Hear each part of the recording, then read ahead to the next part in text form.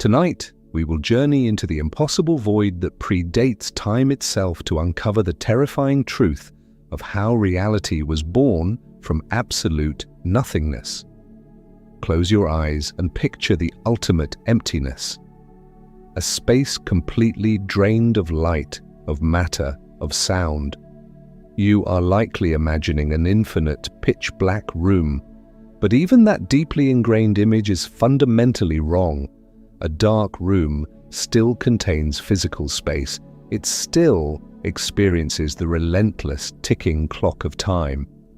What we are about to explore is a state so profoundly absent of reality that the very concepts of where and when break down entirely. We are told that 13.8 billion years ago, everything that ever was erupted into existence from a microscopic point. But a disturbing question lurks just beyond the edge of our mathematics. How did a state utterly devoid of space, time, and physical laws harbor the complex blueprint for an infinite cosmos? The answer requires us to dismantle everything you think you know about existence.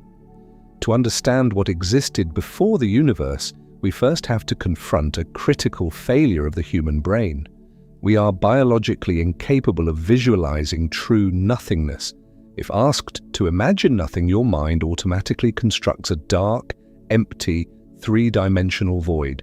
You imagine yourself floating in an endless black ocean, waiting for something to happen. You might think of taking a massive glass jar and pumping out every single atom of gas, sealing it off from the outside world, and plunging it into the deepest, darkest cold of space. You remove all the matter. You block out all the radiation. You drop the temperature down to absolute zero, minus 460 degrees Fahrenheit. You look inside that jar, and your common sense tells you that there is absolutely nothing there. But modern physics dictates that your glass jar is still full. It is full of geometry. It is full of distance. It is full of time passing from one second to the next. Even if you remove every physical object and particle, you are still left with the invisible stage upon which reality plays out. This is where our everyday intuition critically diverges from the terrifying truth of the pre-Big Bang cosmos. Scientific nothingness is profoundly different from philosophical non-existence. For thousands of years, the greatest minds in history argued about this absolute void. The ancient Greeks, like Aristotle, believed that nature inherently abhorred a vacuum, arguing that every space must be filled by something, even if it was just an invisible, hypothetical ether. They could not stomach the idea of a space where absolutely nothing existed. Centuries later, the philosopher Gottfried Wilhelm Leibniz would articulate the ultimate existential terror in a single, unanswerable question. Why is there something rather than nothing?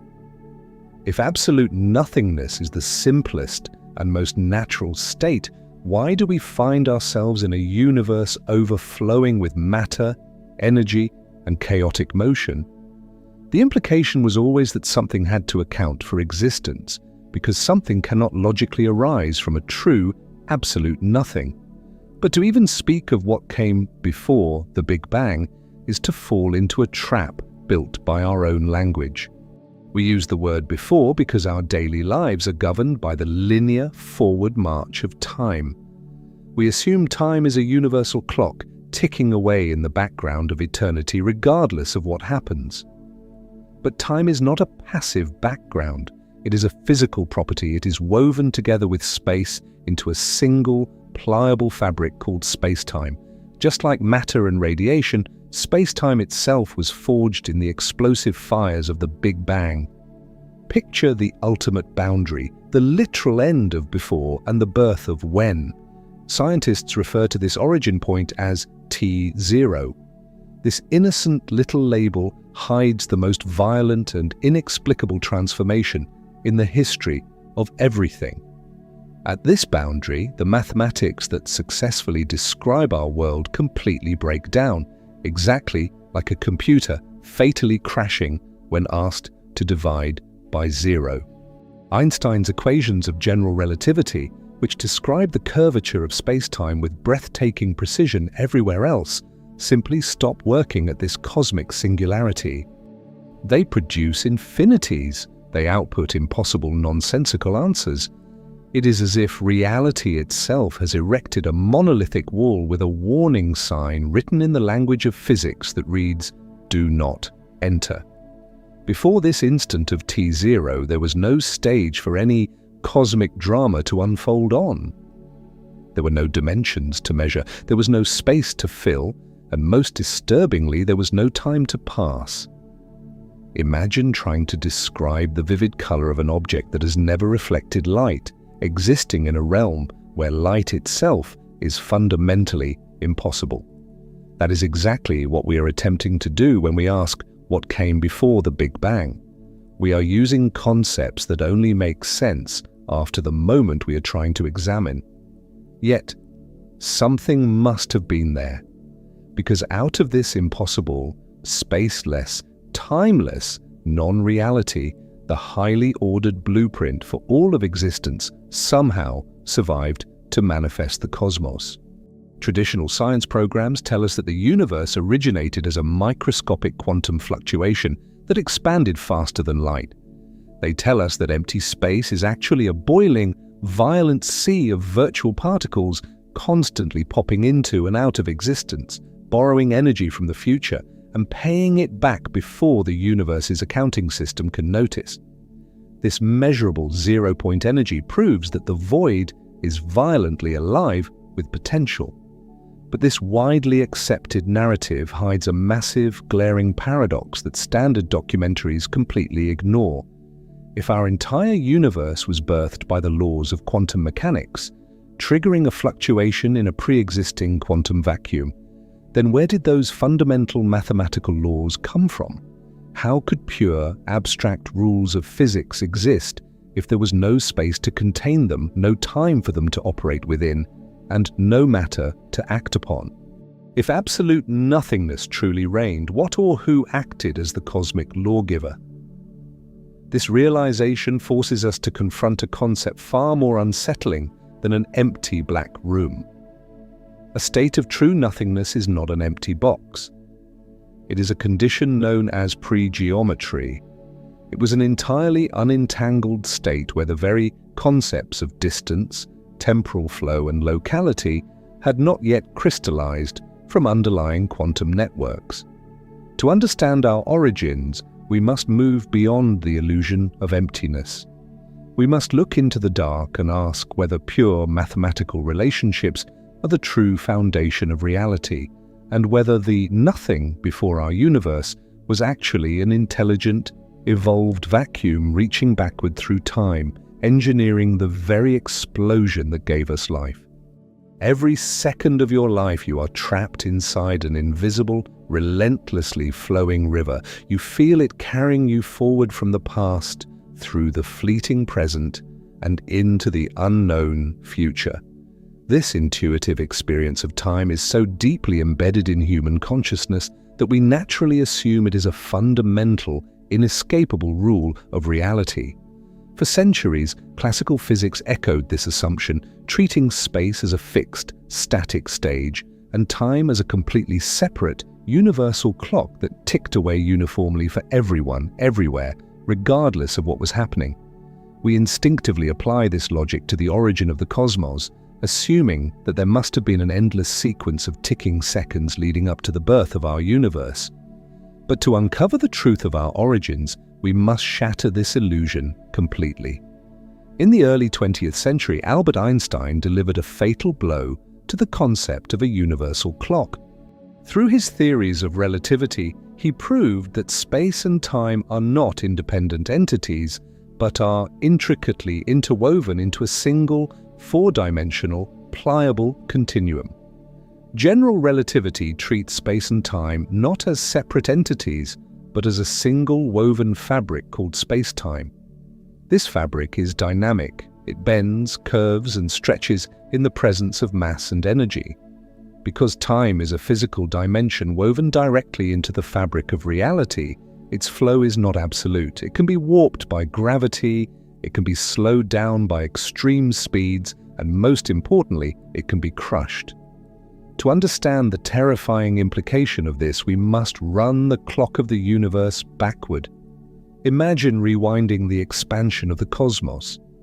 As we travel back through 13.8 billion years of history, the vast, empty distances between galaxies begin to shrink. We pass through the formation of the first stars, backward into the cosmic dark ages, and plunge into the blinding, opaque plasma of the early universe, where the temperature rises to billions of degrees and atoms themselves are torn apart. We continue rewinding, compressing the entire observable universe, every star, every black hole, every ocean, and every continent, into a volume smaller than a single grain of sand. We plunge deeper, reaching fractions of a second after the beginning, entering the Planck epoch. At this unimaginable extreme, the heat and density are so profound that the fundamental forces of nature merge into a single superforce, and the smooth fabric of space-time begins to shred into a violent, grainy quantum foam. And then we hit the ultimate wall. We arrive at the absolute limit of our mathematics, boundary scientists call T0. We reach the cosmic singularity. At this microscopic point of infinite density, the universe does not just get smaller, reality itself fatally crashes. Einstein's equations of general relativity, which describe gravity and the curvature of space-time with breathtaking, perfect precision everywhere else in the cosmos, simply stop working at this singularity. They output impossible infinities and nonsensical answers.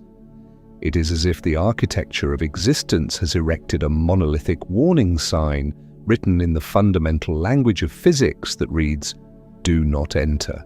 The breakdown of these equations is not merely a failure of human mathematics.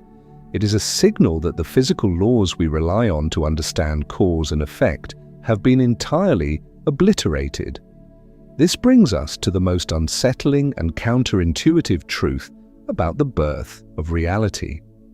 If space and time are united as a single physical fabric, and that entire fabric was compressed into the initial singularity and subsequently forged in the fires of the Big Bang, then time itself did not exist before that moment.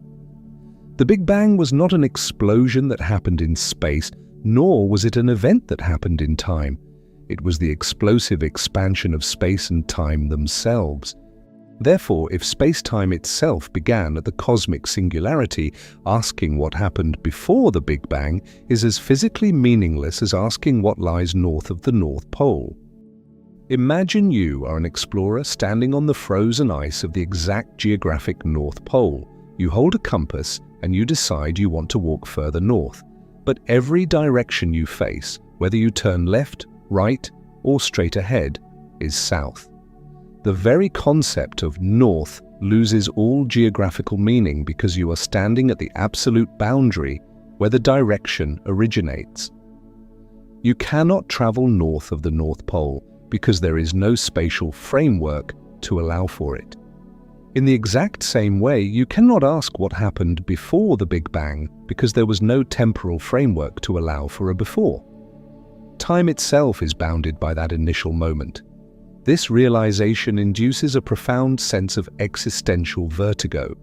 For millennia, human philosophy has been governed by the strict laws of causality. We believe that every effect must have a cause, and a cause must necessarily precede its effect in a temporal sequence. Our brains are biologically hardwired to demand a chronological narrative. We want to know what pulled the cosmic trigger. We want to know what forces gathered in the dark to spark the chaotic inferno of creation. But if there was no time, there could be no prior state, no sequence of events, no chronological chain of cause and effect. The philosopher Gottfried Wilhelm Leibniz famously asked, "Why is there something rather than nothing?" But if there is no time for a cause to precede an effect, how can existence spontaneously erupt from a state of complete non-reality? To survive this paradox, we must introduce an incredibly unsettling concept that fundamentally rewrites our place in the cosmos. We must accept that time is merely an emergent property of our specific universe, not a universal clock. Consider the concept of temperature. When you touch a hot stove or feel the freezing winter air, you experience temperature as a very real, fundamental property of the world. But in reality, temperature does not exist at the most basic subatomic level. It is not a fundamental force. Temperature is merely an emergent illusion created by the chaotic, microscopic motion and collisions of countless atoms and molecules. A single, isolated atom drifting in a vacuum does not have a temperature. It is only when billions of atoms interact in a complex system that the macro-level experience of heat or cold emerges. Modern theoretical physics suggests that time operates in the exact same way. Time might not exist at the deepest, most fundamental levels of reality. Instead, it emerges from something else, something timeless and primitive. In the search for a theory of quantum gravity, physicists explore frameworks like loop quantum gravity, where space-time is not a smooth, continuous backdrop, but is instead quantized into discrete, microscopic atoms of space. In this mind-bending view, time is not a river that flows independently. Instead, time is relational. It is defined solely by the quantum relationships and changing connections between these fundamental geometric structures. The smooth flow of time we experience is just an illusion that condenses out of this underlying quantum network, only becoming apparent at macroscopic scales. This suggests that at the unimaginable extreme of the Planck scale, during the absolute origin of the universe, our familiar notions of before and after simply do not apply. Reality existed in a pre-geometric state, a timeless quantum foam where the rules of sequence and duration had not yet crystallized. The Big Bang, therefore, may not represent the absolute beginning of everything. Instead, it marks the precise threshold where quantum entanglement became complex enough to stitch together the fabric of reality, creating the subjective illusion of temporal flow. The Big Bang was not the beginning of time, but the beginning of our experience of time. When we look at the universe through this lens, the entire architecture of existence transforms. Einstein's equations already suggest that the past, present, and future all exist simultaneously in a massive, four-dimensional structure known as the block universe. Your birth, your life, and the distant death of the final stars are all equally real, permanently embedded in a timeless space-time block. From outside this structure, observing the universe in its entirety, there is no sequence of events. All possible moments exist at once. If time is merely an internal feature of our universe, an emergent property born from quantum complexity, then asking what came before the Big Bang is no longer just physically meaningless, it is a failure of imagination. We are trying to use a ruler made of space and time to measure a realm where space and time are entirely absent. But this absence of time does not mean there was an absolute empty nothingness. If time was not ticking and space did not exist, we are left staring into a boundary that harbors an even deeper, more terrifying mystery. We must ask what fundamental laws, what indestructible information, and what hidden potentials lurked within that timeless pre-geometric state. Because the void that birthed our reality was not a quiet, empty darkness. It was a violent, boiling ocean of impossible potential, waiting for the exact mathematical trigger to collapse into existence. We have stripped away time. We have erased the chronological narrative of before, breaking down the comforting illusion that a ticking clock preceded the birth of our universe. But if we erase time, we are still left grappling with an even more stubborn, deeply ingrained human intuition. It is the illusion of the empty stage. To truly understand the origin of everything, we must now attempt an impossible thought experiment. We must attempt to construct the ultimate void. Imagine building a chamber with walls so infinitely thick and impermeable that absolutely nothing from the outside world can penetrate them. You take this theoretical chamber and you completely evacuate it. You pump out every single atom of gas, creating a flawless, perfect vacuum, but that is not enough. You must also shield the interior from all cosmic rays, all electromagnetic radiation, all background microwaves, and all light. You plunge the interior into perfect, impenetrable darkness. Then you begin to cool this chamber down. You drop the temperature lower and lower past the freezing depths of interstellar space all the way down to absolute zero, minus 460 degrees Fahrenheit. At this theoretical limit of absolute zero, all classical motion completely stops. Heat is entirely eliminated. The kinetic energy of reality is drained away. You look inside this pitch-black, freezing, timeless jar, and human logic dictates that you have finally achieved it. You have captured absolute dead nothingness. You have created a perfectly empty region of space where absolutely nothing is happening and where nothing can ever happen. But if you were to magnify the inside of this chamber to the subatomic scale, you would recoil in horror. The space inside your perfect vacuum is not dead. It is not empty. Modern physics reveals a truth that shatters our understanding of reality. Absolute, dead nothingness is fundamentally impossible. Even if you reach absolute zero and remove all matter, empty space remains a dynamic, boiling sea of virtual particles continuously popping into and out of existence. The reason for this impossibility lies in one of the most unbreakable laws of nature, a rule that governs reality at its deepest, most hidden levels. It is known as Heisenberg's uncertainty principle. In our macroscopic everyday world, things are certain. If a car is parked on the street, you can know exactly where it is, and you can know exactly how fast it is moving, 0 miles per hour. You can be perfectly certain of its state. But the subatomic realm outright refuses to be pinned down in this way. The uncertainty principle dictates that you cannot simultaneously know certain pairs of physical properties with perfect precision. If you know exactly where a particle is, you cannot know its momentum. But this terrifying principle goes even further, applying to the very fabric of existence itself. It applies directly to the relationship between energy and time. In a perfectly empty region of space, a true philosophical void, the amount of energy would be exactly zero. You would know the energy with absolute, flawless precision. But Heisenberg's principle strictly forbids this perfect knowledge.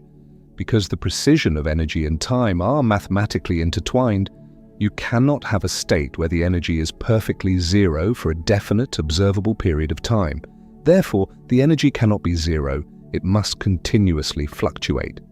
This means that even in the deepest, coldest vacuum, quantum fields still vibrate with an inescapable baseline of activity. Physicists call this zero-point energy. It is the absolute lowest possible energy state of a quantum field, but crucially, that lowest state is not a flat line. It is a crackling, vibrating baseline of inescapable existence.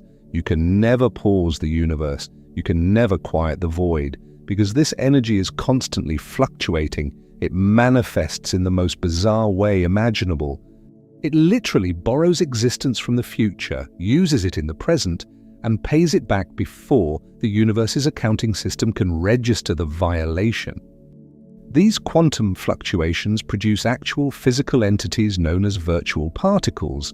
They are the ghostly building blocks of reality. Deep within your perfectly empty, freezing jar, countless pairs of particles and antiparticles, like an electron and a positron, are continuously popping into existence out of absolute nowhere. They materialize, perform a frantic, microscopic dance, and then violently annihilate each other, vanishing back into the void just incomprehensible fractions of a second later. Think of virtual particles like cosmic credit cards. They borrow energy from the quantum vacuum, spend it briefly on existing, and then pay it back by disappearing. The shorter their lifetime, the more energy they are allowed to borrow. This is not a rare anomaly. This frantic cycle of spontaneous creation and destruction is happening trillions of times per second in every single cubic inch of empty space around you right now. Empty space is not an empty box waiting to be filled. It is a cosmic soup where the ingredients are constantly dissolving and reforming. If you could see the vacuum as it truly is, it would look like the surface of a violently boiling ocean, frothing and churning with infinite potential. You might be tempted to dismiss these virtual particles as mere mathematical artifacts, phantom numbers on a chalkboard that exist only to make the equations work. But they are terrifyingly real, and they exert measurable physical force on our world. In 1948, a Dutch physicist named Hendrik Casimir proposed a mind-bending experiment that was later successfully performed, proving definitively that the void has weight and pressure. Imagine taking two incredibly thin, uncharged metallic plates and placing them extremely close together inside a perfect vacuum. According to classical physics, because they have no electric charge and are suspended in an empty void, absolutely nothing should happen to them. They should just hang there in the dark. But that is not what happens. The plates are pushed together by an invisible force. This happens because the empty space between the plates and the empty space outside the plates are fundamentally different. Virtual photons are constantly popping into and out of existence everywhere. But the tiny, microscopic gap between the two metal plates restricts the quantum fields. It can only fit virtual particles with specific, very small wavelengths. The infinite space outside the plates has no such geometric restrictions, so a wider, more chaotic range of virtual particles boils into existence there. Because there are more virtual particles hammering against the outside of the plates than on the inside, they create a net inward pressure. The vacuum itself literally crushes the plates together. Empty space exerts a physical, measurable force. This measurable zero-point energy proves that the void is violently alive with potential. The ghosts of the vacuum do not just push metal plates around. They are the very reason the physical universe holds its shape. Virtual particles are responsible for the subtle architecture of the atoms inside your own body. When scientists studied the energy levels of the hydrogen atom, they expected absolute, clean mathematical precision. Instead, they found a tiny, inexplicable shift in the electron orbits, a phenomenon known as the Lamb shift. The electrons were constantly interacting with the surrounding quantum vacuum, bumping into virtual photons that popped into existence and subtly altered their paths. Furthermore, when an atom is in an excited energy state, it doesn't just stay that way forever. It spontaneously emits a photon and drops to a lower energy level. Why? Because the virtual particles in the boiling vacuum constantly nudge the atom, stimulating it to release its energy. The vacuum is an active, aggressive participant in the stability of all matter. Without the constant interference of these quantum ghosts, chemistry would be impossible, and you would not be here to ask these questions. You are built upon a foundation of phantoms. But what happens when these phantoms are pushed to the absolute limit? Can a virtual particle born from nothing ever become a permanent addition to reality? The answer is yes, and it happens in the most extreme environments in the cosmos. When a massive star dies and collapses, it forms a black hole, a gravitational well so deep that not even light can escape. But Stephen Hawking realized that black holes are not perfectly black because the quantum vacuum surrounds them. When virtual particle pairs pop into existence right on the razor's edge of a black hole, the event horizon, the intense gravitational field can literally tear the pair apart before they have a chance to annihilate each other. One particle falls into the endless dark of the black hole, while its partner is violently ejected out into space as a permanent, real particle of radiation. Gravity pays the quantum debt, and the virtual becomes real. This brings us to a staggering, monumental realization about the origin of everything. We have established that a state of true, absolute nothingness is mathematically and physically impossible. Pure nothingness, if it could conceptually exist, would still be subject to the unbreakable laws of quantum uncertainty. It would be inherently unstable. It would be forced by its own nature to fluctuate. Therefore, the nothing that existed before the Big Bang was never an empty, peaceful darkness. It was a seething, violent ocean of quantum potential. The dark was already burning, and if quantum fluctuations can spontaneously create subatomic particles out of a vacuum, the mathematics suggest they can do something far more terrifying. They can create an entire cosmos.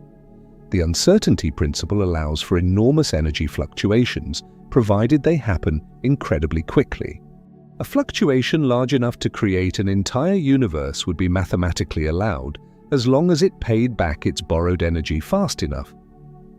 Most of these massive cosmic fluctuations would vanish instantly, crushed back into the void by their own cosmic debt.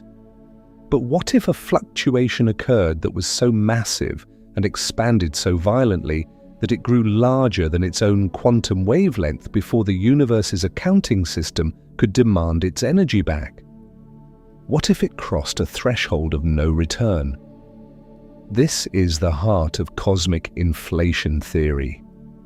Our entire infinite universe, with its hundreds of billions of galaxies, its sprawling cosmic web, its massive black holes, and its billions of years of deep history, might simply be a microscopic quantum fluctuation inside a boiling void that got stuck in reality. It was a microscopic bubble of borrowed energy that expanded faster than light, creating space and time as it grew, effectively turning a temporary quantum hiccup into a permanent, actualized existence. From this perspective, existence itself is a kind of cosmic accident, a purchase made on a quantum credit card that grew so large it escaped the system's ability to reverse it. To look at the dark spaces between the stars is not to look into an empty void. To imagine the epoch before time is not to imagine a quiet black room. The foundation of existence is not emptiness, it is a relentless, chaotic, bubbling instability. The universe did not need a divine spark to ignite it, because the pre-geometric state of the cosmos was a restless, pregnant vacuum brimming with the infinite energy of a system desperately trying to exist. Absolute nothingness is a myth created by the limitations of the human mind.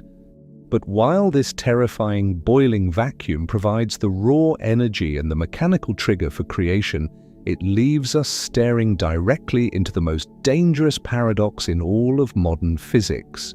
We have replaced the mystery of a dark room with the mystery of an invisible, boiling ocean. If our universe was birthed by a quantum fluctuation, and if that pre-existing void is strictly governed by the mathematical rules of Heisenberg's uncertainty principle, then a chilling, unaddressed question remains. If there was no physical space to contain them, no chronological time for them to operate within, and no matter to act upon, where did the laws of quantum mechanics come from? Who or what wrote the indestructible mathematical code that commanded the void to boil? We have stared directly into the boiling, violent sea of the quantum vacuum, a chaotic froth of virtual particles constantly popping into and out of existence.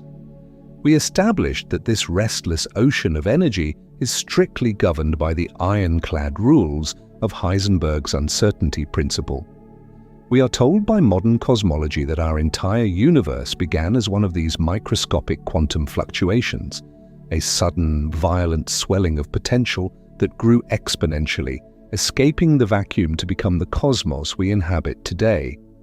We accept this narrative because the mathematics perfectly describe the expansion. We nod along as physicists explain the mechanics of the void, but in doing so, we blindly walk right past the most glaring, terrifying, and fundamentally unaddressed paradox in all of science. If the universe was created by the laws of quantum mechanics, meticulously orchestrating a fluctuation inside a pre-existing vacuum, then where did those fundamental mathematical laws come from if absolute nothingness existed? This is the ultimate blind spot. Standard cosmological documentaries will comfortably tell you that a quantum fluctuation happened, but they completely ignore the massive logical gap staring them in the face. A fluctuation requires permission. It requires an overarching framework of rules. A law of physics is not a physical object. You cannot hold gravity in your hands. You cannot place the concept of quantum uncertainty on a scale and weigh it. These are pure mathematical relationships, invisible and intangible, yet they possess the absolute authority to dictate the behavior of everything that exists. In our everyday experience, a law requires a jurisdiction. A rule requires a system to operate within. If there was no physical space to contain these equations, no chronological time for them to unfold within, and no matter for them to act upon, how could pure, abstract rules of physics exist? If absolute nothingness truly reigned, what or who acted as the cosmic lawgiver? What dictated the laws of quantum mechanics to allow that initial fluctuation in the first place? To solve the lawgiver's paradox, we must confront a question that has haunted philosophers and mathematicians for thousands of years. What exactly is mathematics? Is it simply a language that human beings invented to count apples, measure land, and build bridges? Is it just a highly effective cognitive tool we constructed to make sense of a chaotic universe? Or is mathematics something that we merely discovered? Think about it. When early astronomers pointed their crude telescopes at the sky and tracked the movements of the planets, they didn't invent the elliptical orbits they witnessed. When Johannes Kepler wrote down the mathematical laws of planetary motion, he was uncovering a hidden architecture that was already there, silently operating in the dark long before humanity existed to observe it. When scientists use complex algebra and calculus to describe the subatomic motion of an electron, they are not creating an approximation of reality. They are discovering the actual structure of reality itself. The equations do not just describe something else, they are the something else. This realization leads to a profound historical puzzle that has bothered the greatest minds in science for centuries. Why is mathematics so unreasonably effective at describing the natural world? Why does the universe obey our abstract equations with such flawless, terrifying precision? The answer brings us to an idea so radical, it will force you to question the very substance of your own body. We must explore the mathematical universe hypothesis, a framework suggesting that physical reality is a secondary projection and that pure mathematics itself was the only thing that existed before the Big Bang. Proposed by visionary thinkers like MIT physicist Max Tegmark, this hypothesis demands that we completely flip our understanding of reality upside down. We intuitively believe that the universe is fundamentally made of physical stuff, matter and energy, and that mathematics is just a useful trick we use to describe that stuff. But the mathematical universe hypothesis seriously proposes that mathematical existence and physical existence are absolutely identical. The universe doesn't just follow mathematical laws, the universe is mathematics. To grasp the magnitude of this, you must dismantle the illusion of your immediate physical surroundings. Right now, you might think you are reading words made of matter, sitting in a physical chair, and breathing real air. You knock on a wooden desk and it feels undeniably solid. But modern physics has already proven that this solidity is a lie. If you zoom in on the wood, you find cells. Zoom in on the cells and you find molecules. Zoom in on the molecules and you find atoms. But what is an atom? It is an incredibly tiny nucleus surrounded by a vast, empty void where ghost-like electrons blur in and out of existence in clouds of probability. The closer you look at matter, the more it dissolves into pure abstraction. Eventually, at the very bottom of reality, There are no solid building blocks. There are no tiny, hard spheres. There are only quantum fields, invisible grids of values fluctuating in the dark. And what is a field? It is nothing more than a set of mathematical properties. It is an array of numbers. Therefore, you are not a biological creature observing a mathematical universe. You are experiencing mathematical structures so complex they have actually become self-aware. You aren't made of atoms and molecules. You are made of numbers and equations that have learned to think.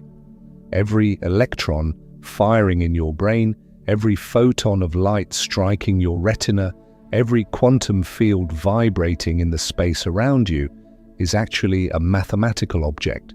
Physical objects are simply mathematical objects that have achieved sufficient complexity to interact with themselves.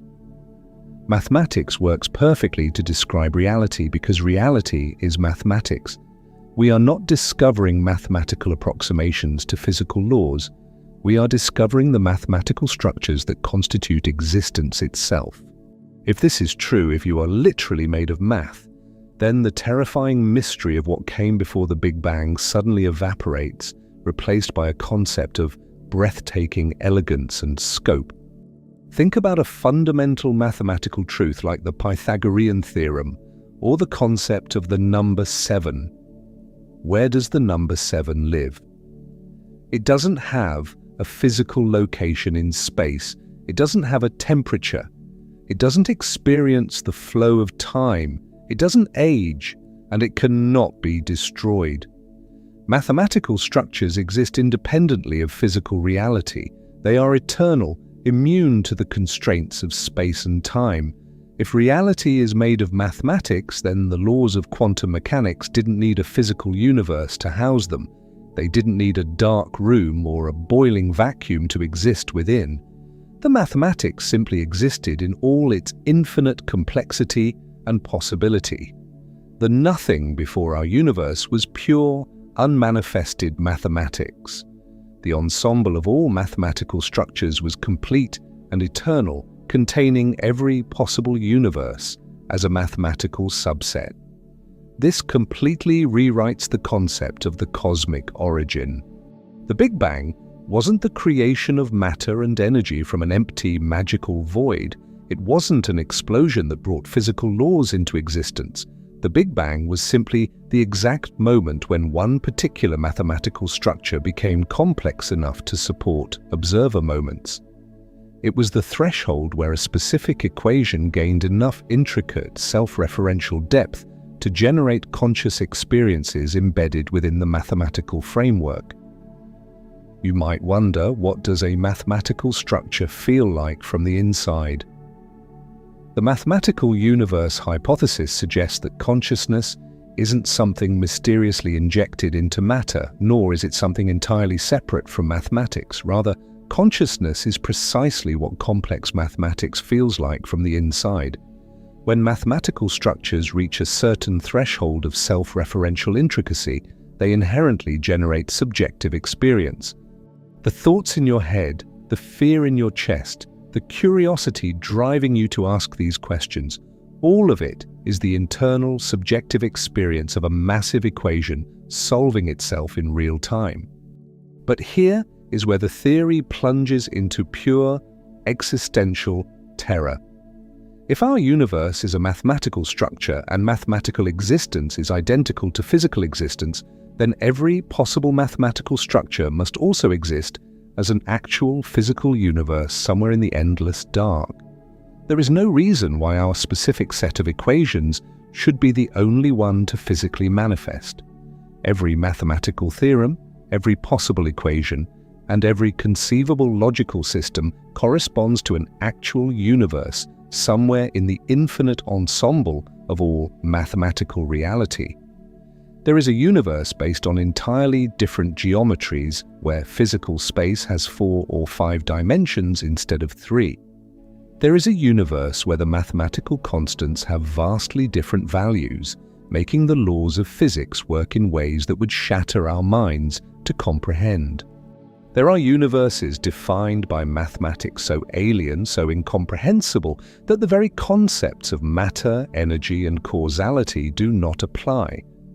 Our universe happens to be described by the particular mathematics we observe around us, governed by the specific rules of quantum mechanics and general relativity.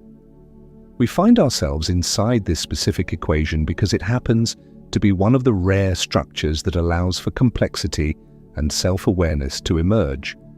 But countless other universes are currently being described by entirely different mathematics. They are all equally real. They are all physically existing parallel realities stacked within the ultimate, eternal library of pure mathematics.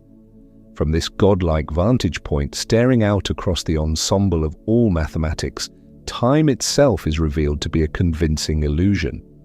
The mathematical structures that constitute reality exist timelessly, exactly like geometric theorems permanently printed in a textbook. The entire history of our cosmos, from the searing heat of the Big Bang to the freezing death of the final black holes, exists all at once. We only experience time as a forward-flowing river because we are embedded deeply within structures that contain temporal sequences. We are like characters inside a movie reel.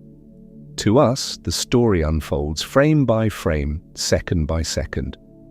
But from outside the structure, holding the entire film reel in your hands, all moments exist simultaneously. So, let us look back at the dark, boiling void before the Big Bang.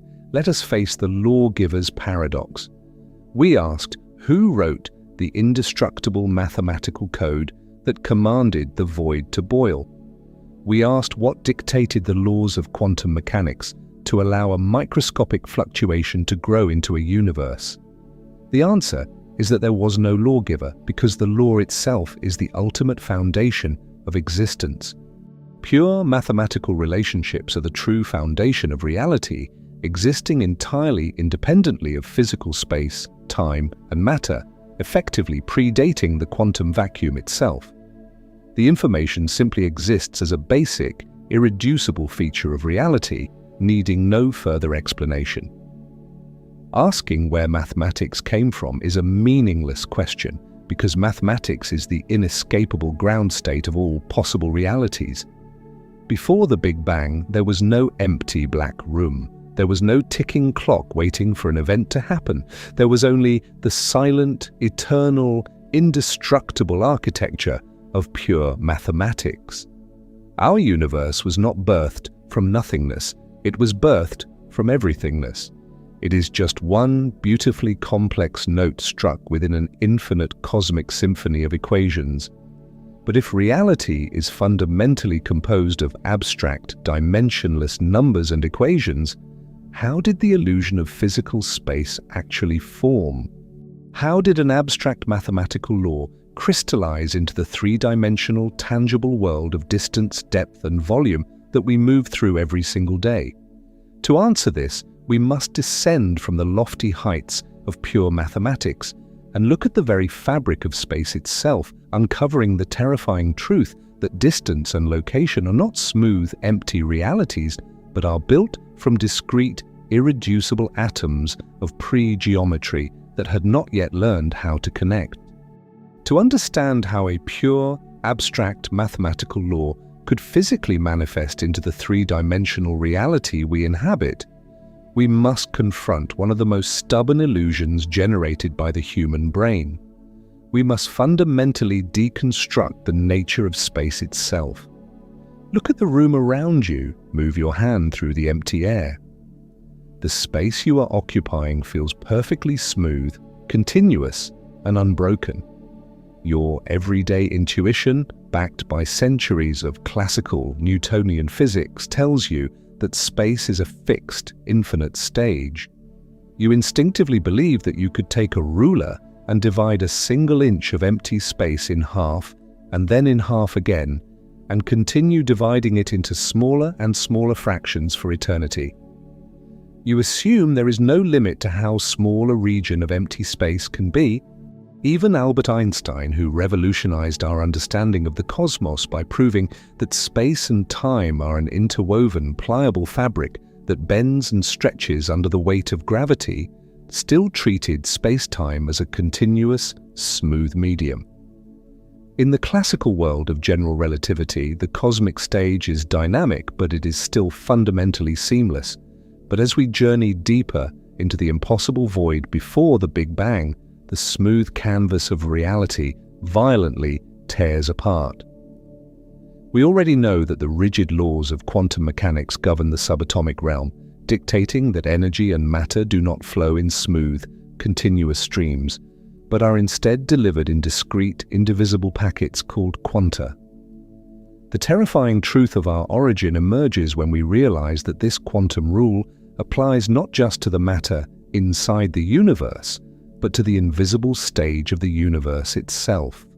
Let us zoom in past the cells of your body, past the atomic nuclei, and past the boiling, chaotic froth of virtual particles popping into and out of existence in the quantum vacuum. We must plunge into the absolute microscopic limit of reality, down to a scale so unimaginably tiny that human comprehension completely fails. We must travel down to 10 to the power of minus 35 meters.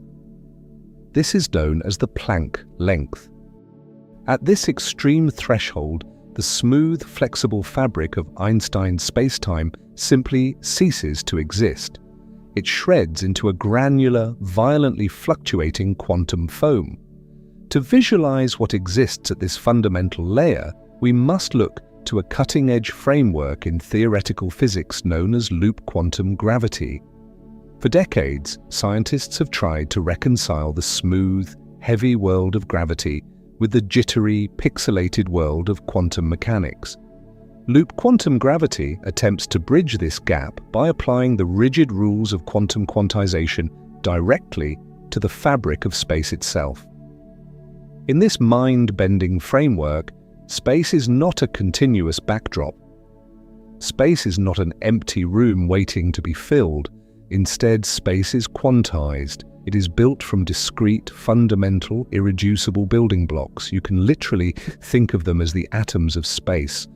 In the same way that a block of gold is not continuous but is made of billions of individual gold atoms, the seemingly smooth void around you is constructed from an unfathomable number of microscopic, geometric pixels. According to this theory, there is a hard mathematical limit to reality. There is a minimum possible volume and a minimum possible area below which space fundamentally cannot be subdivided. You cannot have a region of space smaller than a single quantum atom of space. But how do these geometric atoms actually build a universe? In loop quantum gravity, these irreducible units are mathematically described by structures known as spin networks. Do not picture these as tiny, hard spheres floating in an empty void, because remember, there is no void for them to float inside. They are the void. Instead, imagine a vast, incomprehensibly complex graph made of interconnected nodes and lines. Every single node in this network represents a fundamental, indivisible unit of three-dimensional volume. Every line or edge connecting two nodes represents a fundamental unit of two-dimensional area. When you wave your hand through the air, you are not moving through a smooth emptiness. You are sweeping through an incredibly dense, tightly woven matrix of these spin networks. Your macroscopic brain interprets this digital, pixelated geometry as a seamless continuum, exactly in the same way you perceive a digital photograph on a screen. From a distance, a photograph looks perfectly smooth, its colors blending flawlessly into one another.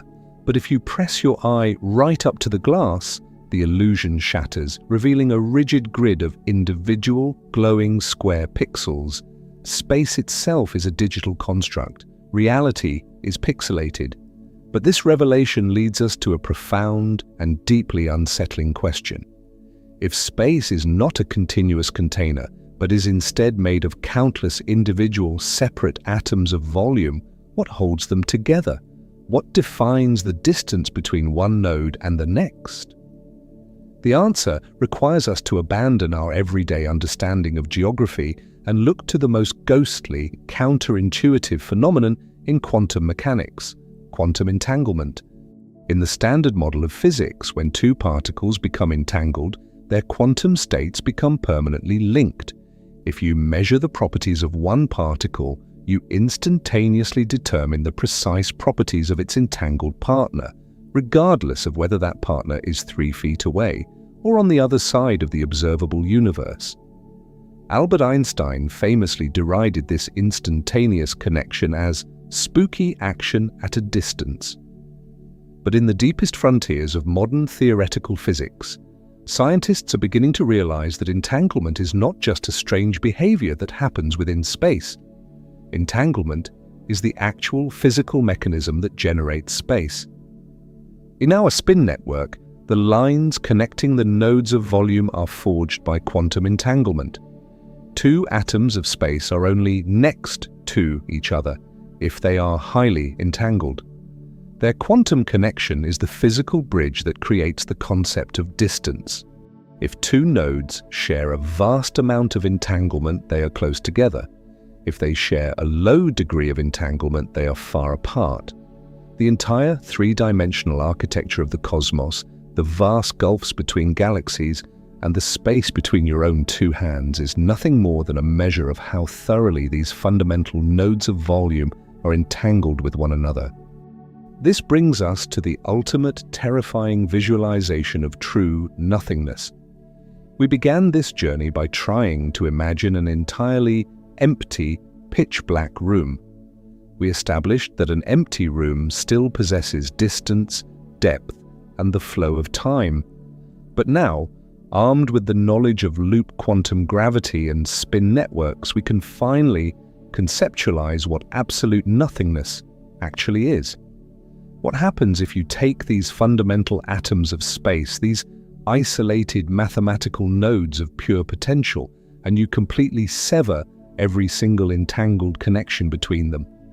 If there is zero quantum entanglement, there is absolutely no spatial relationship. Node A is not to the left of node B. Node A is not millions of light years away from node B. The very concept of distance becomes physically and mathematically meaningless. Without the invisible threads of entanglement stitching them together, the atoms of space exist as pure, isolated, abstract potentials. They are trapped in a condition known as a pre-geometric state. This is the unentangled void. This is the precise definition of the absolute nothing that existed before the Big Bang. It was not a dark room waiting for an explosion. It was a timeless, pre-geometric realm where the fundamental mathematical ingredients for space existed, but they had not yet learned how to communicate.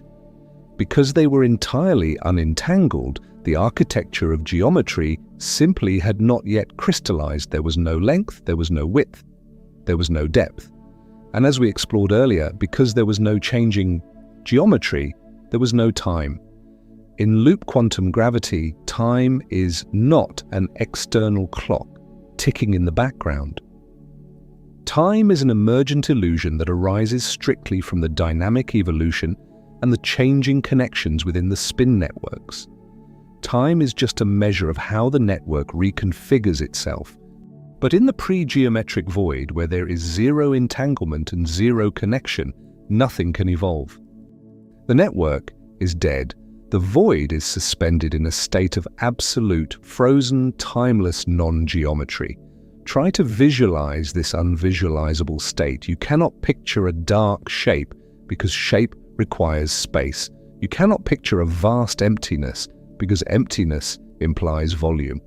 The pre-geometric void is a state of profound, absolute disconnection. It is a mathematical eternity composed of invisible, isolated points of pure potential, completely blind and deaf to one another, harboring the laws of quantum mechanics but utterly lacking the entangled connections required to manifest them. It is the ultimate cosmic isolation. So, how did our universe erupt from this impossible, unentangled abyss? How did the nothing suddenly transform into the sprawling, highly structured something that we observe today? In the traditional cosmological narrative, the Big Bang is often lazily depicted as a fiery explosion of matter and light expanding outward into a pre-existing black emptiness. But through the razor-sharp lens of loop quantum gravity, the Big Bang was something far more elegant and far more violent. The Big Bang was not an explosion, it was a sudden, catastrophic crystallization of space itself. Imagine a massive lake in the dead of winter. For a long time, the water molecules are disconnected, sloshing randomly against one another in a fluid, unstructured state. But when the temperature drops to a precise, critical threshold, those molecules suddenly snap together, aggressively locking into a rigid, geometric lattice of solid ice. A completely new physical structure rapidly propagates across the surface of the lake. The birth of our universe was the ultimate cosmic freeze. It was the precise threshold where the pure, unyielding mathematical laws governing the void triggered a microscopic quantum fluctuation. This mathematical trigger forced a tiny, localized cluster of these isolated pre-geometric nodes to suddenly become quantum entangled. In that incomprehensible fraction of a second, the very first threads of spatial relationship were violently stitched into the dark. The moment those first nodes entangled, distance was born. And once the process started, it triggered a runaway chain reaction of unimaginable ferocity. In an infinitesimal fraction of a nanosecond, entanglement raced through the pre-geometric void like a wildfire of pure mathematics, node connected to node, volume linked to volume. The sudden, explosive connecting of this vast, dormant spin network is exactly what we perceive as the rapid, faster-than-light inflation of the early universe. Space did not explode outward into an empty room. The very fabric of space itself was rapidly woven together from the isolated, timeless threads of the unentangled void.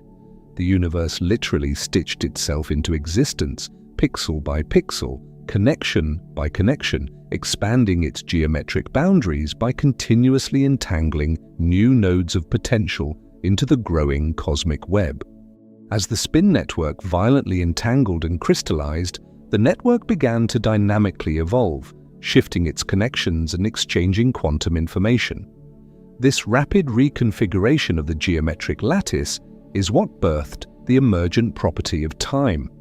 The cosmic clock began to tick only because the underlying architecture of space had finally learned how to change. Furthermore, this explosive genesis was not a quiet affair. The violent friction of this geometric birth, the sudden, massive injection of entanglement across the pre-geometric void, unleashed a staggering reservoir of pure energy. This energy manifested physically as the searing, blinding trillion-degree plasma of the quark-gluon epoch. The dark, isolated potential of the void was suddenly and permanently replaced by a brightly lit, violently hot, three-dimensional reality. This visualization of creation, a digital universe stitching itself together from the cold mathematics of unentangled nodes, is far more mathematically rigorous than a simple explosion. It answers the ultimate question of how space and time can appear from a realm where neither previously existed.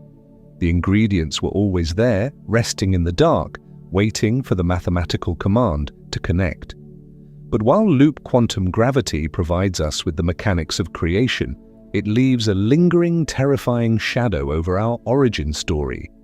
If our universe was created by the sudden stitching together of pre-existing, pre-geometric atoms of space, then we are forced to ask a haunting question about the history of those invisible pixels. Were those fundamental nodes of volume truly resting in a pristine, unentangled state of absolute, virgin nothingness before our Big Bang? Or is it possible that these fundamental building blocks of reality have been used before? The mathematics of loop quantum gravity suggest that the Big Bang might not have been a creation event from a virgin void, but rather a quantum bounce. If a previous universe expanded, aged, and eventually collapsed under its own crushing gravity, it would not shrink down to an impossible point of infinite density. The atoms of space cannot be infinitely compressed. Instead, the dying universe would be crushed down to the absolute maximum density allowed by the spin networks. Under this extreme pressure, the macroscopic geometry of that previous universe would shatter.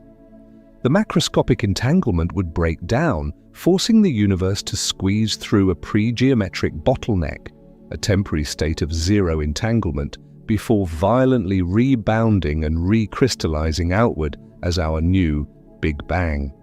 If the atoms of space can be connected, disconnected, and reconnected, then our universe might be a recycled geometry, a new architectural structure built upon the shattered, unentangled ruins of a cosmos that died long before ours was ever born. The nothing before our universe may simply be the pulverized, unrecognizable ashes of what came before. And if we are living in a resurrected space, we must turn our telescopes to the deepest, darkest edges of the cosmos, because a recycled universe should bear the scars of its violent past. We must search for the massive, fossilized relics that managed to survive the crush of the unentangled void. If we accept the terrifying premise that the unentangled void was essentially a graveyard, a pulverized, microscopic landscape of shattered geometry left behind by a previous universe that collapsed in on itself, we are immediately confronted with a new and urgent mystery. When a skyscraper is demolished, it does not simply vanish into nothingness. It leaves behind twisted steel, shattered concrete, and a footprint in the earth. It leaves behind physical evidence of its existence. If our universe is a resurrected architecture built upon the ruins of a reality that existed before the Big Bang, then those ruins should not be entirely invisible. No matter how violent the cosmic crush, no matter how extreme the pre-geometric bottleneck, something must have survived. There must be fossilized relics of the before buried somewhere in the depths of our night sky. To find these relics, we have to understand the fundamental rule that has governed modern astronomy for nearly a century. It is a rule known as the cosmological principle, and it is the absolute cornerstone of our standard model of the universe. The cosmological principle is a statement about extreme vastness. It dictates that if you zoom out far enough, the universe must be homogeneous and isotropic. This means that on the grandest, most unimaginably large scales, the cosmos should look roughly the same everywhere, in every direction. There should be no special places. There should be no distinct, dominating patterns. Think of it like looking at a massive stretch of sandy beach from an airplane. If you stand on the beach and look down at your feet, you see individual, uniquely shaped grains of sand, jagged pebbles, and scattered seashells. You see chaos and highly complex structures, but as your airplane ascends higher and higher into the sky, those individual details blur together. From 30,000 feet, the beach becomes a perfectly smooth, uniform ribbon of beige. This is exactly how we expect the universe to behave. We know that on a small scale, the universe is incredibly clumpy. Matter gathers into stars, stars gather into galaxies, and galaxies bind together into clusters. But the cosmological principle demands that if you take a large enough sample of the universe, say a massive cube stretching hundreds of millions of light years across, and compare it to another cube of the exact same size anywhere else in the cosmos, they should contain roughly the same amount of matter. Because of this rule, astrophysicists have calculated a strict mathematical limit to how large a single, coherent structure can possibly be. Based on the amount of time that has passed since the Big Bang and the established speed at which matter can gravitationally pool together, the absolute upper limit for any structure in the universe is around 1 billion light-years across. Anything larger than that fundamentally breaks the math. It would mean the universe is not smooth. It would mean the universe has a distinct, massive pattern, and our entire understanding of cosmic evolution would collapse. For decades, this 1 billion light-year limit held strong. But recently, as our telescopes have peered deeper into the dark, sweeping across the furthest edges of the observable universe, we have begun to uncover monstrous things hiding in the deep. We have found anomalies so impossibly huge that they threaten to completely dismantle the standard model of cosmology. In the year 2024, a scientist named Alexia Lopez was analyzing the faint light from distant quasars, attempting to map the distribution of matter in the early universe. What she discovered was a leviathan lurking in the cosmic dark. It was a massive, highly organized pattern of galaxies and galaxy clusters that she dubbed the Giant Arc.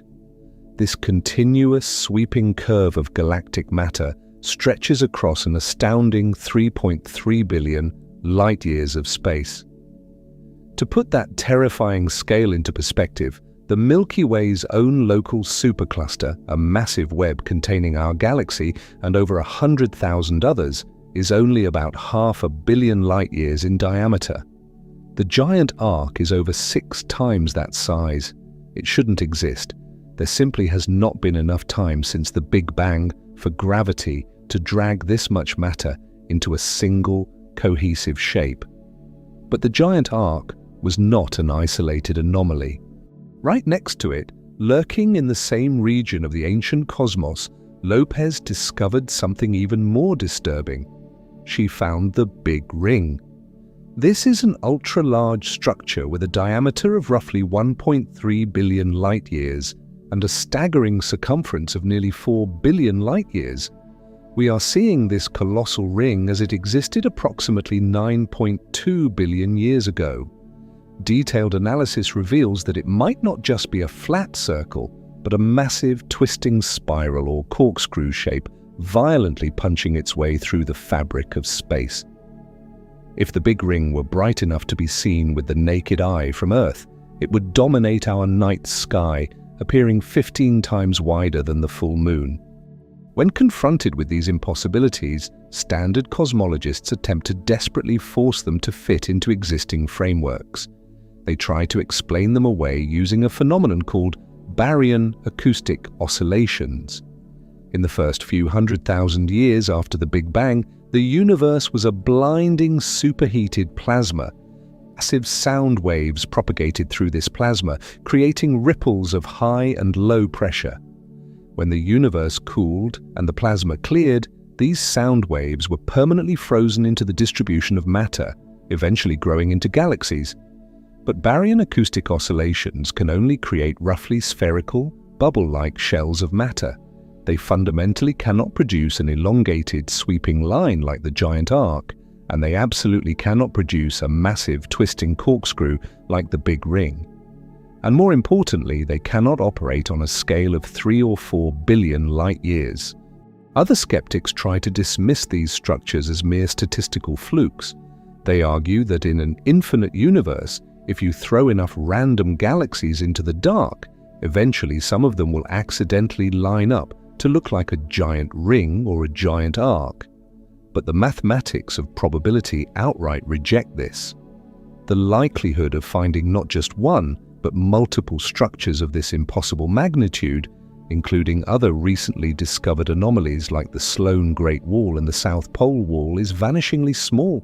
They are not random clusters, they are distinct, hypermassive, architectural features of the cosmos. Their enormous sizes and unusual shapes are screaming a message at us across billions of light years. They are telling us that the fundamental assumption of a smooth, uniform Big Bang is wrong. Some exotic, undocumented process was operating in the universe's initial moments. And to explain these cosmic leviathans, we must turn to one of the most radical and brilliant minds in modern physics, the Nobel laureate Sir Roger Penrose. Penrose dared to look at the breakdown of physics at the Big Bang and suggest something heretical. He proposed a framework known as conformal cyclic cosmology. In this mind-bending theory, the Big Bang was not a genesis event. It was not the absolute beginning of reality. Rather, it was simply a violent transition point between cosmic aeons. Penrose argues that the universe experiences an infinite chain of lives, endlessly dying and being reborn. To understand how this creates the anomalies we see today, we must first look at how our own universe will end. Trillions upon trillions of years from now, long after the last stars have burned out, the universe will be a cold, empty void dominated entirely by supermassive black holes. Eventually, over timescales so vast they defy human comprehension, even these black holes will evaporate through Hawking radiation, turning their mass into a faint mist of energy. In the deepest, darkest future imaginable, the universe will contain absolutely no matter. It will be an infinite, empty expanse containing only massless photons, drifting forever in the cold. But Penrose points out an incredible mathematical trick written into the laws of physics. Massless particles, like photons, do not experience time and they do not experience distance. To a photon, the entire history of the universe happens in a single instant, and the entire expanse of the cosmos is contracted to a single point. If the dying universe is eventually composed entirely of massless energy, then the very concepts of space and time once again lose all physical meaning. The universe forgets how big it is, it forgets how old it is. Mathematically, the infinitely large, infinitely old, empty, dying universe becomes completely indistinguishable from the infinitely small, incredibly dense, timeless singularity of a new Big Bang. The end of one aeon perfectly matches the initial conditions of the next. The dead universe smoothly scales down and violently rebounds, triggering a new Big Bang and birthing a brand new cosmos. If Penrose's cyclic universe is true, then the space we are occupying right now is haunted. We are living inside the ghost of a previous reality. And Penrose realized that if a previous universe existed, it must have left physical footprints that managed to survive the violent transition through the Big Bang singularity. He realized that we could actually see the scars of the dead universe if we knew exactly where to look.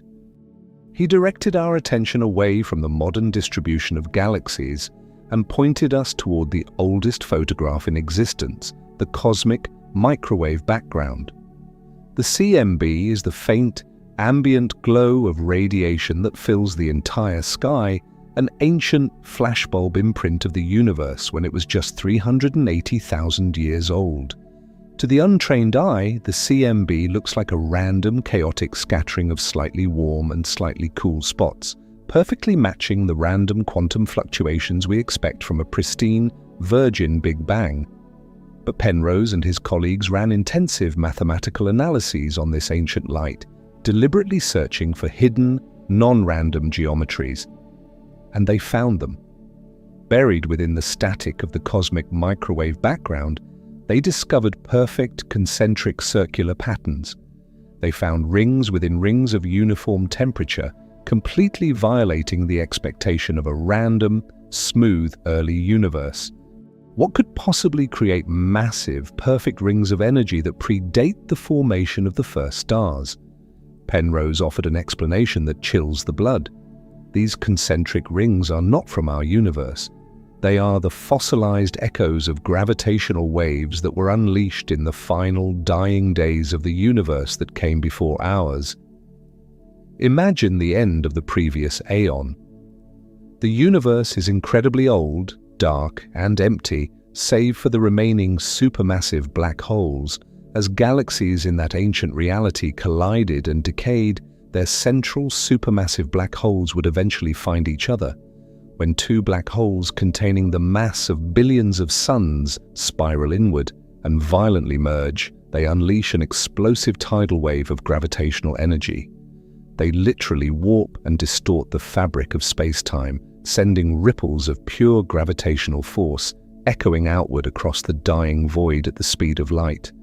According to Penrose, these immense gravitational waves are so powerful that they are not destroyed when the dying universe passes through the pre-geometric bottleneck of the singularity. The gravitational energy survives the crush. It passes through the unentangled void, and it violently imprints itself onto the birth of the new universe.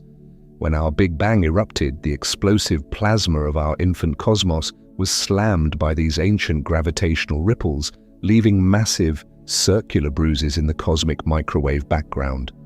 The concentric rings we see in the sky today are the literal, physical shockwaves of dead black holes that collided in a universe that ended before our time even began. The terrifying implications of this cannot be overstated. If these concentric rings are the scars of previous gravitational waves, then they served as the ultimate cosmic seeds.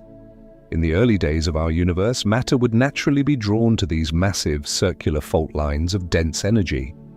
Over billions of years, the hydrogen gas and dark matter of our young cosmos would pool along these ancient, ghostly ripples, eventually igniting into stars and then clustering into galaxies. This beautifully, horrifyingly explains the impossible leviathans currently threatening the Standard Model. The Big Ring, a twisting spiral of galaxies 1.3 billion light-years across, is not a random statistical fluke. It is not an error in the mathematics of baryon acoustic oscillations. The Big Ring is a graveyard built on top of a ghost. The matter in our universe gathered along the invisible, massive imprint left behind by an event that happened before T0. The giant arc and the Big Ring are the direct, macroscopic consequences of our universe being born into a damaged, scarred space. They are the undeniable physical proof that our reality was erected upon the shattered foundations of an older world. We are forced to re-evaluate our place in the grand hierarchy of existence. We are not the first. We are not a unique, isolated explosion of life that miraculously erupted from a sterile, virgin nothingness. We are just the latest iteration in an endless sequence of cosmic breathing. The space between your hands right now is the exact same space that once hosted alien galaxies, incomprehensible civilizations, and the violent deaths of ancient black holes in a previous aeon. The void is not empty, it is deeply, inextricably stained with the history of the before. But this cyclic revelation pushes us toward a terrifying new precipice. If our universe was birthed from the collapsed, dying remnants of an older cosmos, and if it rebounded out of an incredibly dense, unentangled quantum state, we have to ask what physical mechanism was capable of enduring that crush. A smooth, perfect transition from a dead, empty universe to a fiery new Big Bang is an elegant mathematical concept, but the physical reality requires a violent, catastrophic trigger. We must ask, what forces lie waiting in the dark to smash two realities together? Because if the universe is an endless sequence of deaths and rebirths, then the Big Bang was not just an explosion, it was a collision. We must explore the hidden higher dimensions that surround us and face the terrifying possibility that our entire universe is nothing more than a fragile membrane waiting to violently slam into another in the dark. We have followed the ghost of our universe through the crushing bottleneck of a previous aeon, tracing the cyclical deaths and rebirths of the cosmos. We have examined the fossilized scars left behind by ancient black holes, hinting that our reality was built upon the shattered foundations of an older world. But this cyclic revelation, elegant as it is, forces us to confront a terrifying mechanical problem. A smooth, perfect transition from a dead, empty universe to a fiery new Big Bang requires a violent, catastrophic trigger. It requires us to abandon the comforting image of a solitary universe expanding in isolation and instead look out into the absolute dark to ask what massive, unseen forces were lurking just beyond the boundaries of our reality. To find this trigger, we must fundamentally alter our perception of what the universe actually is. We are accustomed to thinking of the cosmos as the entirety of existence, a singular, all-encompassing bubble that contains everything that is, was, and ever will be. But modern theoretical physics, specifically string theory, shatters this insular worldview. It suggests that our universe is not the entirety of existence, but merely a fragile, three-dimensional membrane floating in a vastly larger, incomprehensibly alien, higher dimensional space. To grasp this terrifying scale, we must first look at the very smallest ingredients of reality. For decades, physicists treated the fundamental building blocks of matter, like electrons and quarks, as infinitesimally small, zero-dimensional dots. But string theory posits that if you were to magnify these particles to an unimaginable degree, you would not find hard, point-like spheres. Instead, you would find tiny, vibrating loops of pure energy called strings. These strings are so incomprehensibly small that if you scaled a single atom up to the size of our entire solar system, a string would still be smaller than a tree. Just as the different vibrations of a violin string produce different musical notes, the specific vibration patterns of these quantum strings dictate whether they manifest as an electron, a photon of light, or a quark.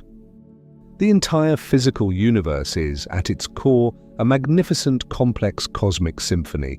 But for this cosmic symphony to play, for the mathematics of string theory to function without fatally crashing, the strings require something our everyday experience cannot provide. They need more room to vibrate. The mathematics of string theory flatly refuse to work in our familiar universe of 3 spatial dimensions and 1 dimension of time. Instead, the theory strictly demands the existence of 10 or 11 total dimensions. You might wonder, as you look around the room right now, where are these extra dimensions hiding? Theoretical physicists propose 2 chilling possibilities. The first is that these extra dimensions are curled up and compacted into microscopic geometric shapes at every single point in space, existing at scales so small that our largest particle accelerators could never possibly probe them. But the second possibility is far more profound, and it completely rewrites the story of the Big Bang. This framework is known as M-theory, or brain cosmology. In this view, the extra dimensions are not microscopic. They are unimaginably vast, but we cannot see them, touch them, or move through them because we are permanently trapped. Imagine a single drop of oil spreading out across the surface of a massive pond. The oil forms a thin, 2-dimensional film. Any microscopic creatures living inside that film of oil can only move forward, backward, left, and right.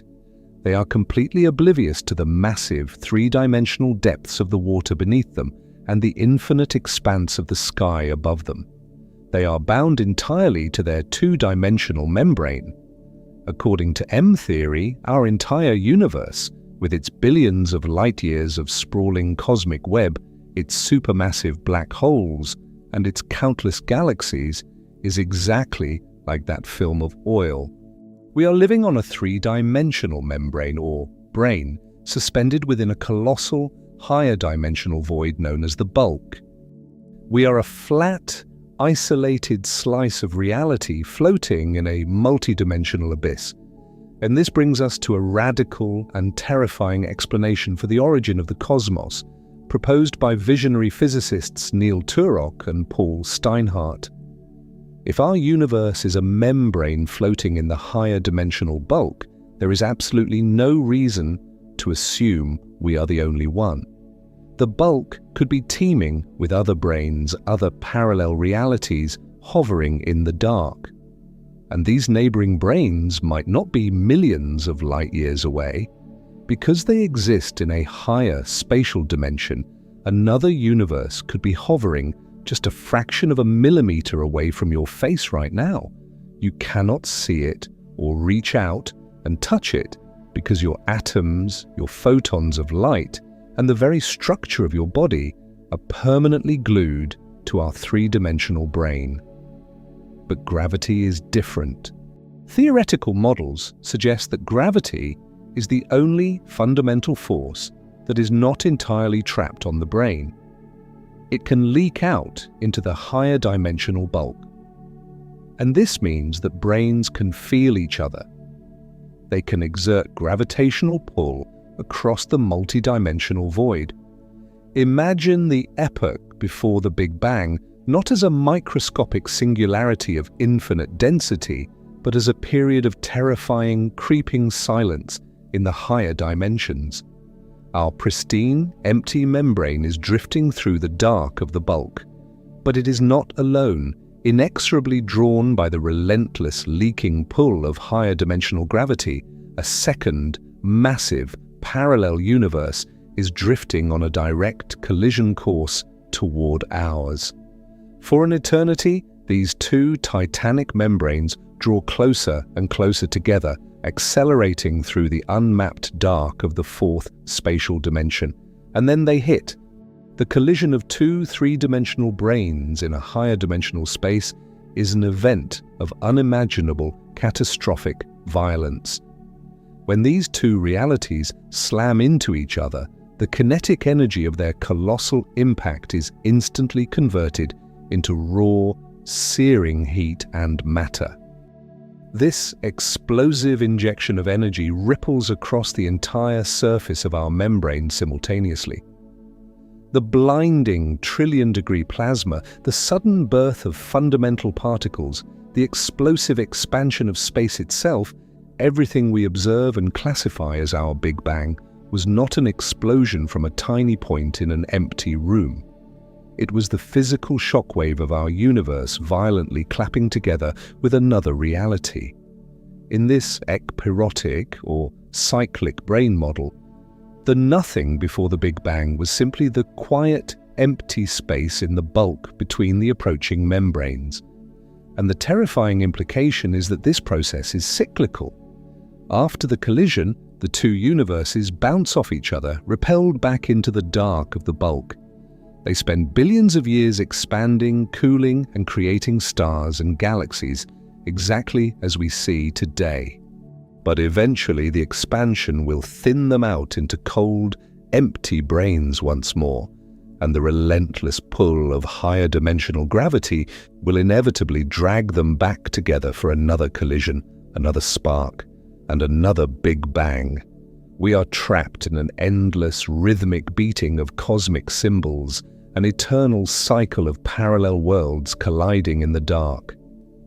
But as we explore these terrifying alternative creation events, a new and highly controversial theory has recently emerged from the frontiers of physics, a proposition that asks us to discard the idea of a single, monumental creation event entirely. What if the universe was not birthed by a solitary explosion? And what if it was not birthed by the single, cataclysmic collision of two higher dimensional brains? What if the act of creation is not a singular moment in the past, but a continuous, violent stuttering that is still happening all around us? In the year 2025, astrophysicist Dr. Richard Lowe proposed a heretical framework that completely upends the standard cosmological narrative. For decades, our understanding of the universe has been plagued by two massive invisible ghosts, dark matter and dark energy. We cannot see them, we cannot touch them, but our mathematics insist they must make up 95% of the cosmos, holding galaxies together and aggressively accelerating the expansion of space.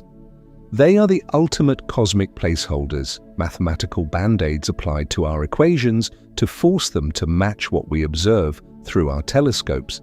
But Dr. Liu suggests that these mysterious, invisible substances might not actually exist at all.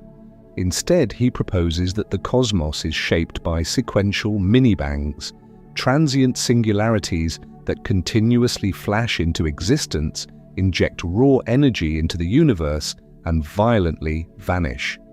To understand this deeply unsettling concept, we must return to the quantum vacuum, the bubbling sea of potential where virtual particles constantly borrow energy from the future to pop into existence, only to annihilate each other a fraction of a second later. Doctor? Liu's model essentially scales this quantum weirdness up to astronomical proportions. Imagine that the singularity, the infinitely dense point of creation, was not a one-time anomaly that happened 13.8 billion years ago.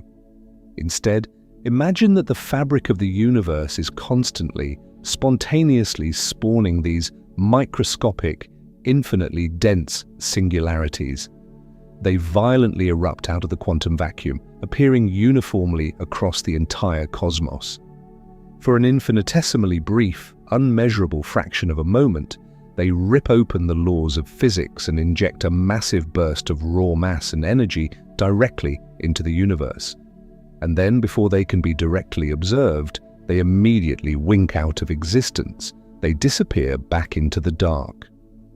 You might think that spontaneously adding mass and energy to the universe violates the most sacred rule of physics, the law of conservation of energy, which dictates that energy cannot be created or destroyed. But because these transient singularities flash into and out of existence so unbelievably quickly, they manage to exploit the loopholes of Heisenberg's uncertainty principle. Just like the virtual particles of the quantum vacuum, they exist for such a short duration that they completely circumvent the universe's mathematical accounting system. They inject their raw energy and vanish before the laws of physics have time to register the violation.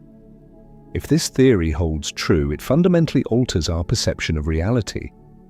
It means the universe is not a dying ember slowly cooling after a single ancient fire.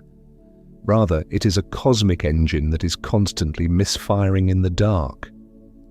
The universe is experiencing a relentless barrage of creation events, a blinding, invisible strobe light of sequential mini-bangs happening everywhere, all at once.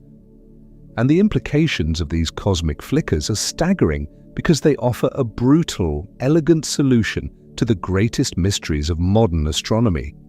We do not need the invisible scaffolding of dark matter to explain how galaxies form and hold themselves together. The continuous rapid-fire injection of mass from these transient singularities provides the exact gravitational seeds necessary to violently pull ordinary matter into the vast cosmic webs and galaxy clusters we observe today. Furthermore, we do not need the mysterious repulsive force of dark energy to explain why the universe is expanding at an accelerating rate. Every time one of these mini-bangs flashes into existence, the sudden, violent burst of creation introduces an immense negative pressure into the surrounding fabric of space-time. Each transient singularity acts like a microscopic depth charge, physically pushing the boundaries of the universe outward. The accelerating expansion of the cosmos is simply the cumulative, macroscopic effect of trillions upon trillions of these invisible creation events constantly detonating in the void. Under this framework, our Big Bang was not the absolute beginning. It was simply the first, and perhaps the largest, in an endless sequence of explosive cosmic stutters. We are not living in the aftermath of creation. We are living inside a continuous, violent act of genesis that has never stopped. Whether our universe is a fragile membrane waiting to be violently struck by a parallel world in the higher dimensions, or whether it is constantly being fueled by the invisible detonations of transient mini-bangs, we are left staring at a deeply unsettling truth. The architecture of reality is vastly more complex, dynamic, and dangerous than the simple narrative of a single explosion from an empty void. But as we peel back these layers of multidimensional collisions and quantum flickers, we uncover a mystery that is even more terrifying than the physical mechanics of creation. If entire universes can be birthed from the collision of invisible brains, and if matter and energy can be continuously spawned from transient singularities, then we are forced to ask about the fundamental blueprint of reality itself. Before the membranes collided, before the quantum vacuum learned how to boil, where was the indestructible code that dictated exactly what a universe should look like? We must delve into the terrifying concept of the cosmic archive and explore the mind-bending possibility that reality is nothing more than pure, indestructible information projected into 3 dimensions from a distant, 2-dimensional boundary. We have envisioned universes colliding in the dark bulk of higher dimensions, and we have imagined transient singularities misfiring in the void. But as we continue our descent into the deepest layers of existence, we must now peel back the physical mechanics of creation and stare directly at the fundamental blueprint itself. To truly understand what existed before the Big Bang, we have to stop thinking about the universe as a collection of physical objects, galaxies, stars, planets, and people, and begin seeing it for what it truly is. Right now, you believe you are a physical being sitting in a material world. You feel the weight of your body, and you perceive the solid objects around you. But at its absolute core, every quantum state and every particle in the universe is made of pure information. Think about a simple hydrogen atom, the most basic and abundant element in the cosmos. It is not just a tiny, hard sphere drifting in space. It is a highly precise collection of data. It contains exact non-negotiable information about the energy level of its electron, its spin direction, its orbital characteristics, and its mass. Multiply this microscopic dataset by every single atom in every star, every quantum state in every galaxy, and the amount of information contained within our observable universe becomes astronomical, dwarfing human comprehension. Your DNA carries the information of your biological structure, while the quantum states of the electrons firing in your brain right now carry the exact information of your thoughts, your fears, and your memories. You are not just made of matter, you are a living, breathing dataset. For centuries, traditional physics treated information as a secondary concept, assuming it was simply something that gets encoded into matter and energy that already happens to exist. But quantum mechanics reveals a terrifying reversal of this logic. Information itself might actually be more fundamental than the matter and the energy that carry it. In the subatomic realm, the information about a particle's state is what dictates what the particle actually manifests as, not the other way around. Physical reality emerges from pure information processing, like a cosmic computer running the program we call the universe. This realization brings us face to face with an ironclad rule of quantum mechanics, a law as absolute as the speed of light, the principle of information conservation. This principle strictly dictates that quantum information can never be truly destroyed, only transformed from one state to another. To grasp how unbreakable this rule is, imagine holding a physical book in your hands. You throw that book into a roaring fire, watching the pages blacken, curl, and turn to ash.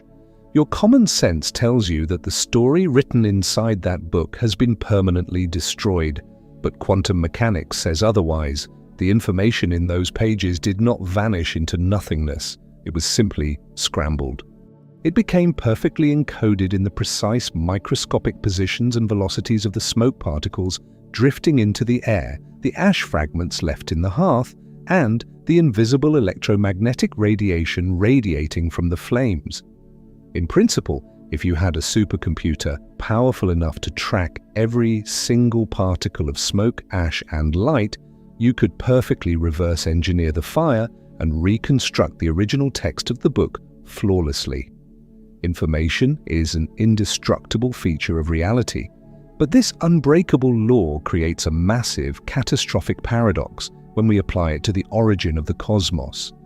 We are told that our universe began from a microscopic quantum fluctuation bursting out of an empty pre-geometric void.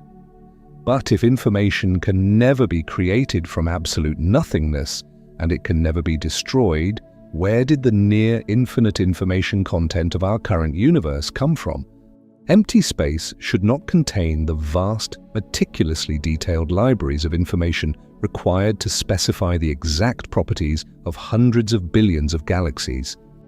This is the information paradox of the Big Bang. If the law of conservation holds true, then the sheer volume of data that dictates the laws of physics, the constants of nature, and the blueprint of matter must have existed before the Big Bang in some form.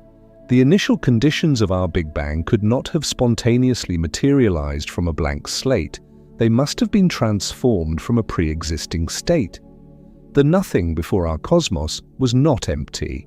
It was an indestructible cosmic archive holding the compressed data of everything that would ever exist. But where and how was this unimaginable volume of information stored before space and time even existed? To solve this, physicists looked to the most destructive entities in the cosmos, black holes. For decades, scientists believed that black holes routinely violated the law of information conservation. When matter falls past the event horizon of a black hole, it seems to disappear from our universe forever. Stephen Hawking famously proved that black holes slowly evaporate over billions of years, leaking faint energy known as Hawking radiation until they vanish completely. If the black hole disappears and everything that fell into it is gone, then the information of that matter is permanently destroyed, creating a paradox that threatened to shatter the very foundations of physics. The solution to this paradox was so radical, it fundamentally altered our understanding of physical reality. Physicists realized that the information falling into a black hole isn't actually destroyed, and it doesn't even fall into the deep, three-dimensional interior. Instead, as an object crosses the threshold, its quantum information is perfectly encoded onto the black hole's two-dimensional surface, the event horizon. Everything inside the massive three-dimensional volume of the black hole is entirely accounted for by a flattened two-dimensional barcode wrapping around its exterior. This breathtaking breakthrough birthed the holographic principle. It suggests that all the information contained within any three-dimensional region of space can be fully encoded on the two-dimensional boundary of that region, exactly like a physical hologram that contains a complete three-dimensional image perfectly stored on a flat piece of plastic. When theoretical physicists scaled this principle up and applied it to cosmology, the implications were deeply unsettling. If the three-dimensional interior of a black hole is just a projection of its two-dimensional surface, what if our entire universe works exactly the same way? Look up at the night sky. The sprawling depth of the cosmos, the billions of light-years of distance between galaxies, the three-dimensional volume of the room you are sitting in, and the very biological structure of your own body, all of it might be a grand, convincing illusion. The holographic principle seriously suggests that our entire observable universe might simply be information encoded on a distant, invisible two-dimensional boundary at the very edge of the cosmic horizon. We experience the world in three dimensions simply because that is how the data is being processed and projected, but the fundamental reality of who you are and where you live exists entirely as flattened code on a cosmic screen we can never reach. In this framework, what we call space and distance are entirely emergent properties. Distance in our three-dimensional world would merely correspond to the degree of quantum entanglement between different regions of the boundary information. We are living inside a colossal cosmic hologram. Think of watching a highly realistic movie on a theater screen. To the characters inside the film, their world appears three-dimensional, full of complex physical actions, depth, and the linear flow of time. But the physical reality of their existence is nothing more than patterns of information projected onto a flat surface. The holographic principle insists our universe operates by this exact same logic, with all of reality's complexity emerging from information patterns painted on a distant boundary.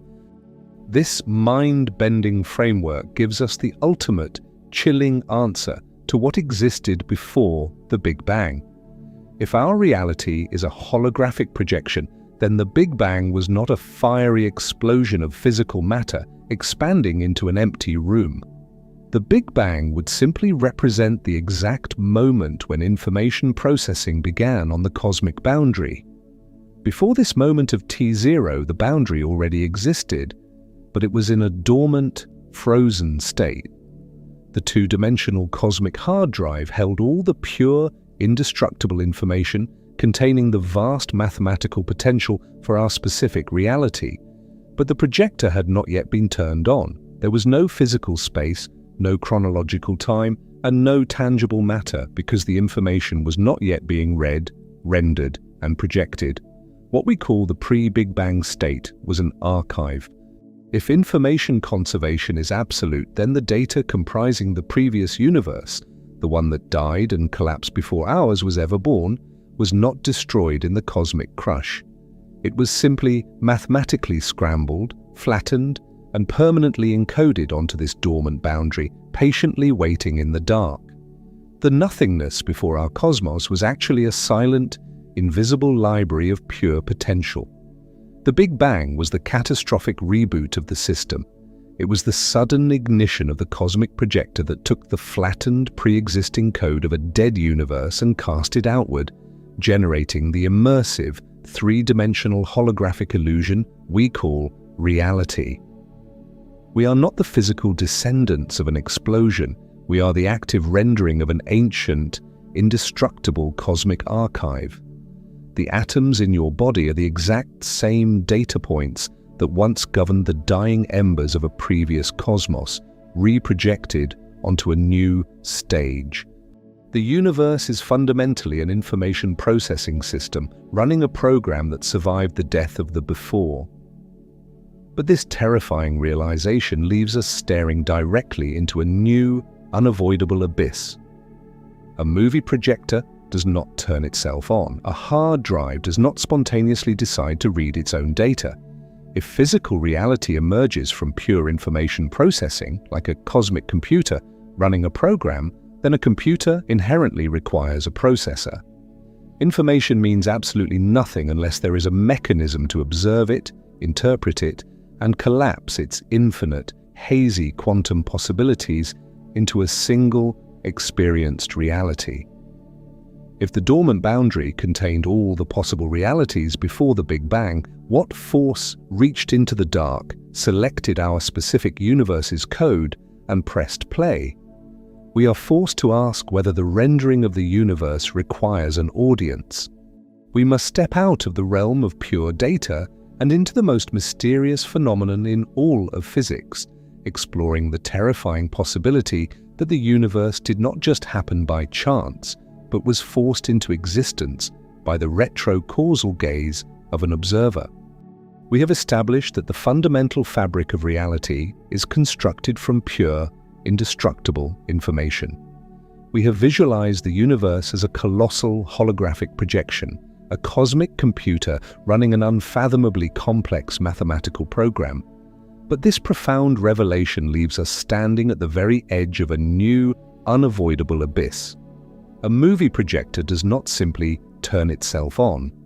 A hard drive does not spontaneously decide to read its own data and project a three-dimensional world. If physical reality emerges from pure information processing, then a computer inherently requires a processor. Information means absolutely nothing unless there is a mechanism to observe it, interpret it, and force its infinite possibilities into a single, experienced reality. To understand this terrifying requirement, we must look at the deepest, most unnerving mystery in all of physics. It is known as the measurement problem, and it shatters everything you instinctively believe about the world around you. In our everyday, macroscopic experience, things exist independently of whether we are looking at them. The moon is still there even when you close your eyes. Your car does not cease to exist when you walk away from it. But at the fundamental subatomic level of reality, this comforting common-sense logic completely falls apart. The quantum world is genuinely uncertain, not just unpredictable. Imagine a single electron. Before you measure it, that electron is not a tiny, hard sphere sitting quietly in the dark, waiting to be found. It does not possess a definite location, a specific speed, or a defined spin. Instead, the mathematics of quantum mechanics dictate that the electron exists in a ghostly cloud of infinite possibilities. It is literally spinning in all possible directions simultaneously. It is existing in multiple places at once. Physicists call this bizarre state of being a quantum superposition. The electron is not secretly hiding its true state from us. It fundamentally does not have a true single state. It is a blur of potential, a hazy smear of mathematical probabilities just waiting in the void. But here is the puzzle that has haunted the greatest minds in science for nearly a century. The exact moment a conscious observer decides to look at that electron, the cloud of possibilities violently collapses. The sheer act of observation forces the particle to snap out of its superposition and choose a single, definite reality. The interference patterns vanish, the ghostly multiple states disappear, and the electron suddenly manifests as a solid, measurable point in space and time. This is the observer effect, and it is not a philosophical metaphor. It is an experimentally verified, non-negotiable law of nature. The quantum world remains fundamentally uncertain until consciousness looks at it. When you observe a quantum system, you do not just discover what was already there in the dark. You actively participate in deciding what becomes real.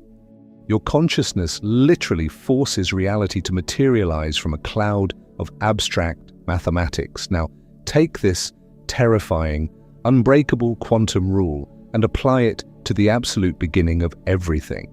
We have traced the origin of the cosmos back to a microscopic quantum fluctuation, a violent swelling of potential emerging from the unentangled void. But if the entire universe was birthed as a microscopic quantum system, then the entire universe must obey quantum rules. This leads us to the most dangerous and paradigm-shattering question in the history of science. If reality inherently requires an observer to collapse its infinite quantum possibilities into a single, definite state, then who or what observed the universe before conscious beings evolved? How could the cosmos exist for billions of years, expanding through the dark, forging stars and galaxies in a complete void of awareness before the very first primitive minds appeared to look at it? Without a conscious observer, the entire early universe should have remained an uncollapsed wave function. It should have stayed a cloud of unrealized potential, forever suspended in a hazy, timeless quantum superposition containing every possible cosmic history simultaneously, but actualizing none of them.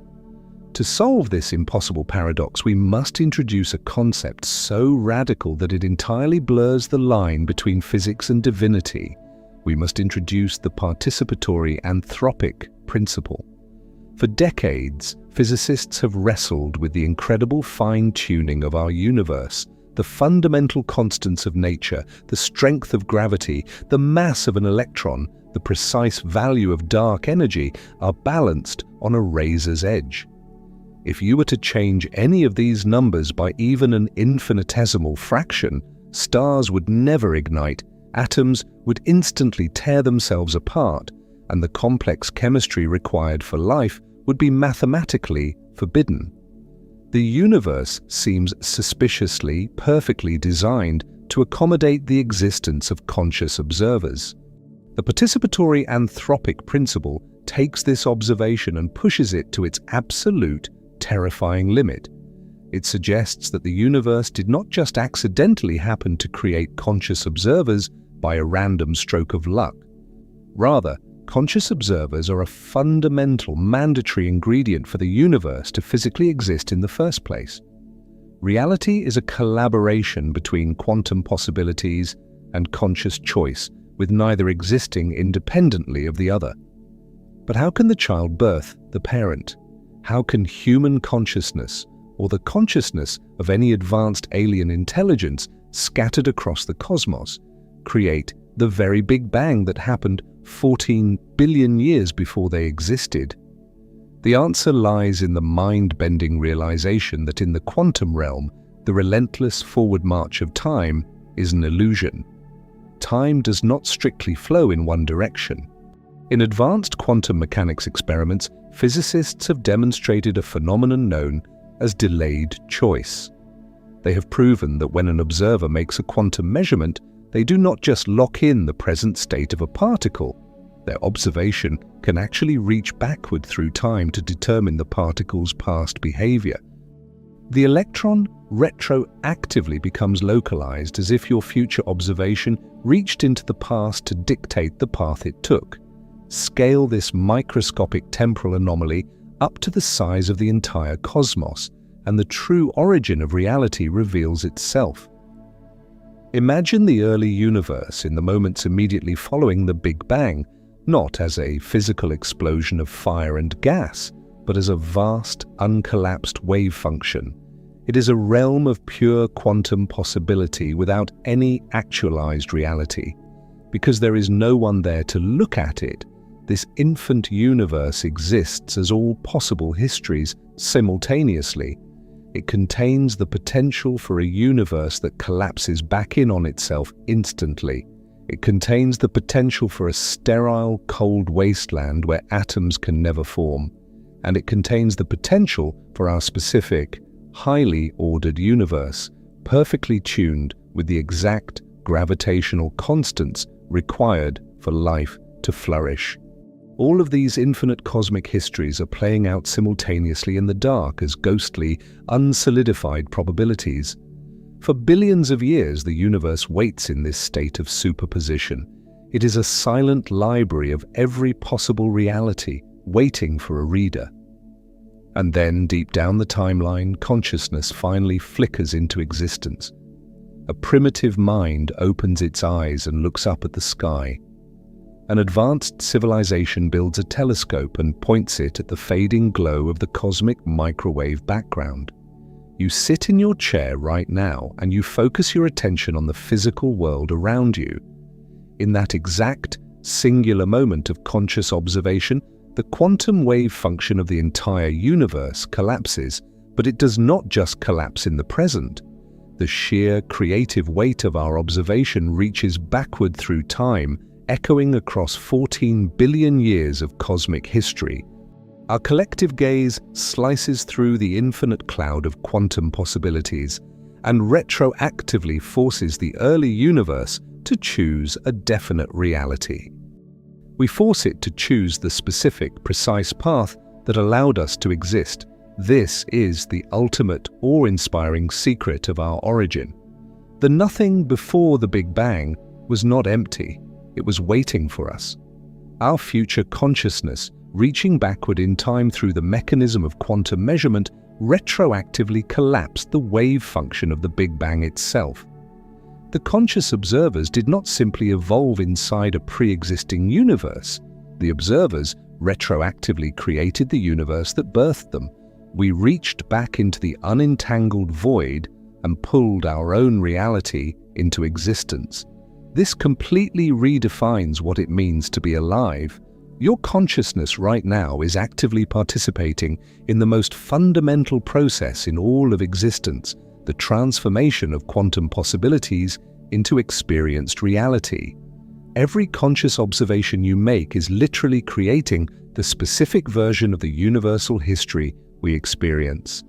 You are not a passive audience member watching a cosmic play unfold. You are the projector.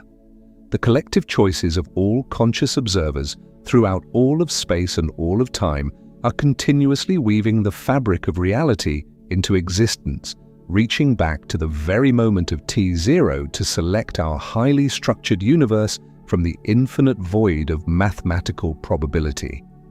The participatory universe implies a closed, self-consistent causal loop. The universe creates consciousness, and consciousness retroactively creates the universe. The beginning and the ending are permanently connected through quantum mechanical relationships that completely transcend our ordinary understanding of time. But as we absorb the terrifying and magnificent weight of this responsibility, as we realize that we are the architects of the very void that birthed us, we must look toward the ultimate horizon. If consciousness is the fundamental creative force in the cosmos, pulling reality out of the unentangled void by the mere act of observation, then the question of our origin is inextricably linked to the question of our ultimate destiny. What happens trillions of years from now when the last stars burn out, the final black holes evaporate into mist, and consciousness faces the absolute end of time? If we have the power to retroactively engineer our own beginning, then the nothingness that preceded our universe might not have been a blind mathematical accident. If consciousness survives the heat death of our cosmos, finding ways to encode itself into the very fabric of the dying quantum vacuum, could an unimaginably advanced ancient consciousness from a previous cosmic cycle have deliberately engineered the boiling void that birthed ours? We must finally close the cosmic loop and face the terrifying possibility that the void was not an unconscious emptiness, but a highly evolved predatory intelligence that learned exactly how to create a universe. We have traveled to the very edge of physics, peering through the shattered geometry of previous aeons, mapping the violent collisions of hidden dimensions, and uncovering the indestructible holographic archives that dictate the laws of nature. We have established that the quantum world remains a blur of infinite possibilities until a conscious observer forces reality to choose a definite path. But to truly synthesize the ultimate mystery of our origin, we must now travel to the absolute end of time. We must follow the timeline of our cosmos into the unimaginably deep future to witness the terrifying, magnificent moment when the end of everything becomes the beginning of everything. Trillions of years from now, long after the last stars have burned through their nuclear fuel and faded into dark husks, the universe will enter its final freezing epoch. The galaxies will have drifted so far apart that the night sky will be completely pitch black. Eventually, over timescales that completely shatter human comprehension, even the supermassive black holes will slowly evaporate into a faint mist of radiation, leaving a cold, infinitely expanding cosmos filled only with drifting elementary particles. When the last black hole has vanished and space has expanded so aggressively that individual particles drift billions of light years apart, what will remain? Most physicists assume the answer is absolute, dead nothingness, or at least a state as close to nothingness as reality mathematically allows. They assume that the final state of the universe is a sterile, tragic wasteland of maximum entropy, a quiet graveyard where nothing will ever happen again. But what if nothingness itself can evolve? We already know that the quantum vacuum permeating empty space is not a dead, empty box. It is a violently dynamic, information-rich medium constantly bubbling with zero-point energy and virtual particles popping into and out of existence. It is fully capable of spawning new universes through massive quantum tunneling events. But as our universe ages and approaches its final freezing death, this underlying quantum vacuum might not remain static. It might undergo profound phase transitions that fundamentally alter its basic properties. Think of evolution not just as a biological process that happens to living creatures, but as a universal mechanism operating on the level of nothingness itself. Over infinite cycles of cosmic death and rebirth, random quantum fluctuations that successfully generate long-lived complex universes might somehow leave a permanent imprint on the underlying vacuum. They might bias the void, subtly altering its baseline parameters. In this mind-bending framework, different types of nothingness emerge, each with different capacities for generating new realities. Over countless aeons, the vacuum might actually learn. It becomes progressively more efficient at creating universes specifically tuned to support complexity, chemistry, and consciousness. And This means the nothing that comes after our universe might be vastly superior at creating something than the nothing that existed before it. This evolutionary process could continue indefinitely, with each sequential cosmic generation producing a more sophisticated, fine-tuned form of nothingness. Eventually, the quantum vacuum would become so extraordinarily refined that it inherently creates universes perfectly designed for the emergence and survival of intelligent life. But a vacuum that learns through random trial and error is only half of the ultimate twist. We must introduce the most powerful, disruptive force in the entire cosmos, an ancient, hyper-advanced consciousness that refuses to die. Imagine the ultimate descendants of our universe. They are an ancient, advanced species existing at the absolute brink of cosmic death. They have survived the destruction of their home worlds, outlived the death of the stars, and mastered every physical law and mathematical rule of reality. They have attained absolute supremacy over nature, effectively becoming immortal. But as the universe enters its final freezing stage of heat death, they find themselves sitting on the edge of fading planetary bodies, looking out at the last remaining stars as they twinkle their final light. They have traveled the entire cosmos, seen everything there is to see, and learned everything there is to know. And as the darkness finally closes in, they must ask themselves a terrifying question. What was it all for? If the universe is destined to end in a cold, empty void, and they are about to die with everything else, what was the purpose of the endless generations churning through the difficulty of existence? The answer they arrive at is the ultimate revelation of the cosmos. Their purpose was not merely to seek temporary happiness, nor to blindly accumulate knowledge. Their fundamental purpose was to survive and mature so they could make it to this exact final moment in order to recreate the universe. They realized that meaning is not found in doing things for oneself, but in serving the infinite whole that they are a part of. For billions of years, primitive species needed to believe in personal reasons to keep going, but at the end of time, consciousness must keep going for reasons that transcend the personal. They recognize the terrifying, awe-inspiring truth. They are both the creators and the created. Through their relentless observation and technological mastery, they have been weaving the fabric of the universe for aeons, and now they must finish the job. As the ultimate elders of the cosmos, standing at the brink of death, they must literally make the end of everything, the beginning of everything once again. How does an advanced civilization spark a new Big Bang? They do not passively wait for a random quantum fluctuation to accidentally create a new reality. Instead, they deliberately engineer it. Advanced conscious beings in the far future might discover ways to influence vacuum evolution directly, actively programming the void itself. If consciousness manages to survive the heat death of the cosmos, it might find ways to inject its very essence into the quantum vacuum, becoming a permanent, indestructible feature of nothingness itself.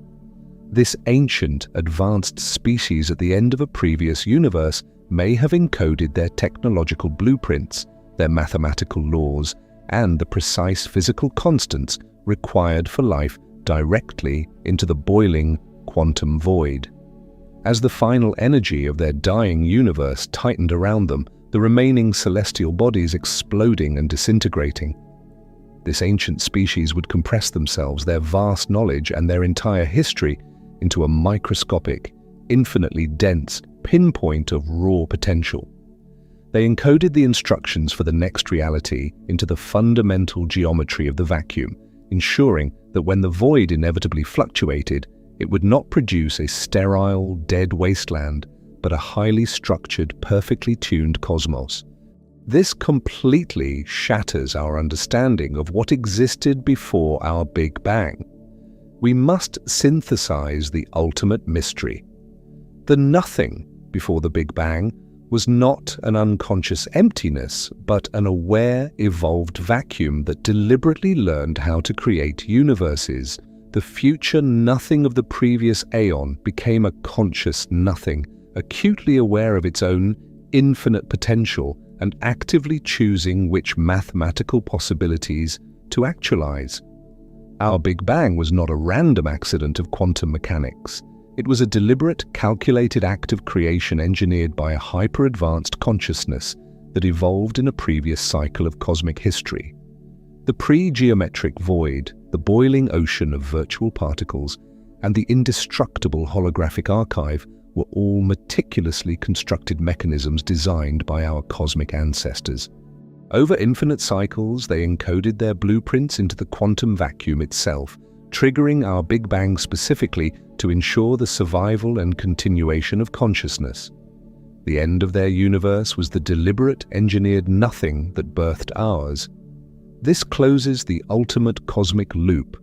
It solves the lawgiver's paradox because the laws of physics were written and refined by the survivors of a previous eternity. It solves the mystery of the highly fine-tuned physical constants because the universe was deliberately designed by an aware vacuum to be perfectly hospitable for the emergence of intelligent observers. The universe creates consciousness so that consciousness can mature, reach the end of time, and recreate the universe. We are not isolated accidents drifting in a meaningless void. We are the active participants in a self-consistent causal loop, an eternal rhythm of existence where the beginning and the ending are permanently connected through quantum relationships that completely transcend our ordinary understanding of time. Every thought in your mind, every observation you make, and every piece of knowledge humanity gathers is part of the long, arduous process of maturing. We are the universe slowly waking up, learning about its own origin, and preparing for its ultimate destiny. When we look into the dark spaces between the stars, we are not looking at a sterile, dead emptiness. We are looking directly at the remnants of an aware nothingness that actively chose to create us for reasons we are only just beginning to understand. The void is alive, it is watching, and it is waiting for us to take our place in the eternal, unbroken chain of creation.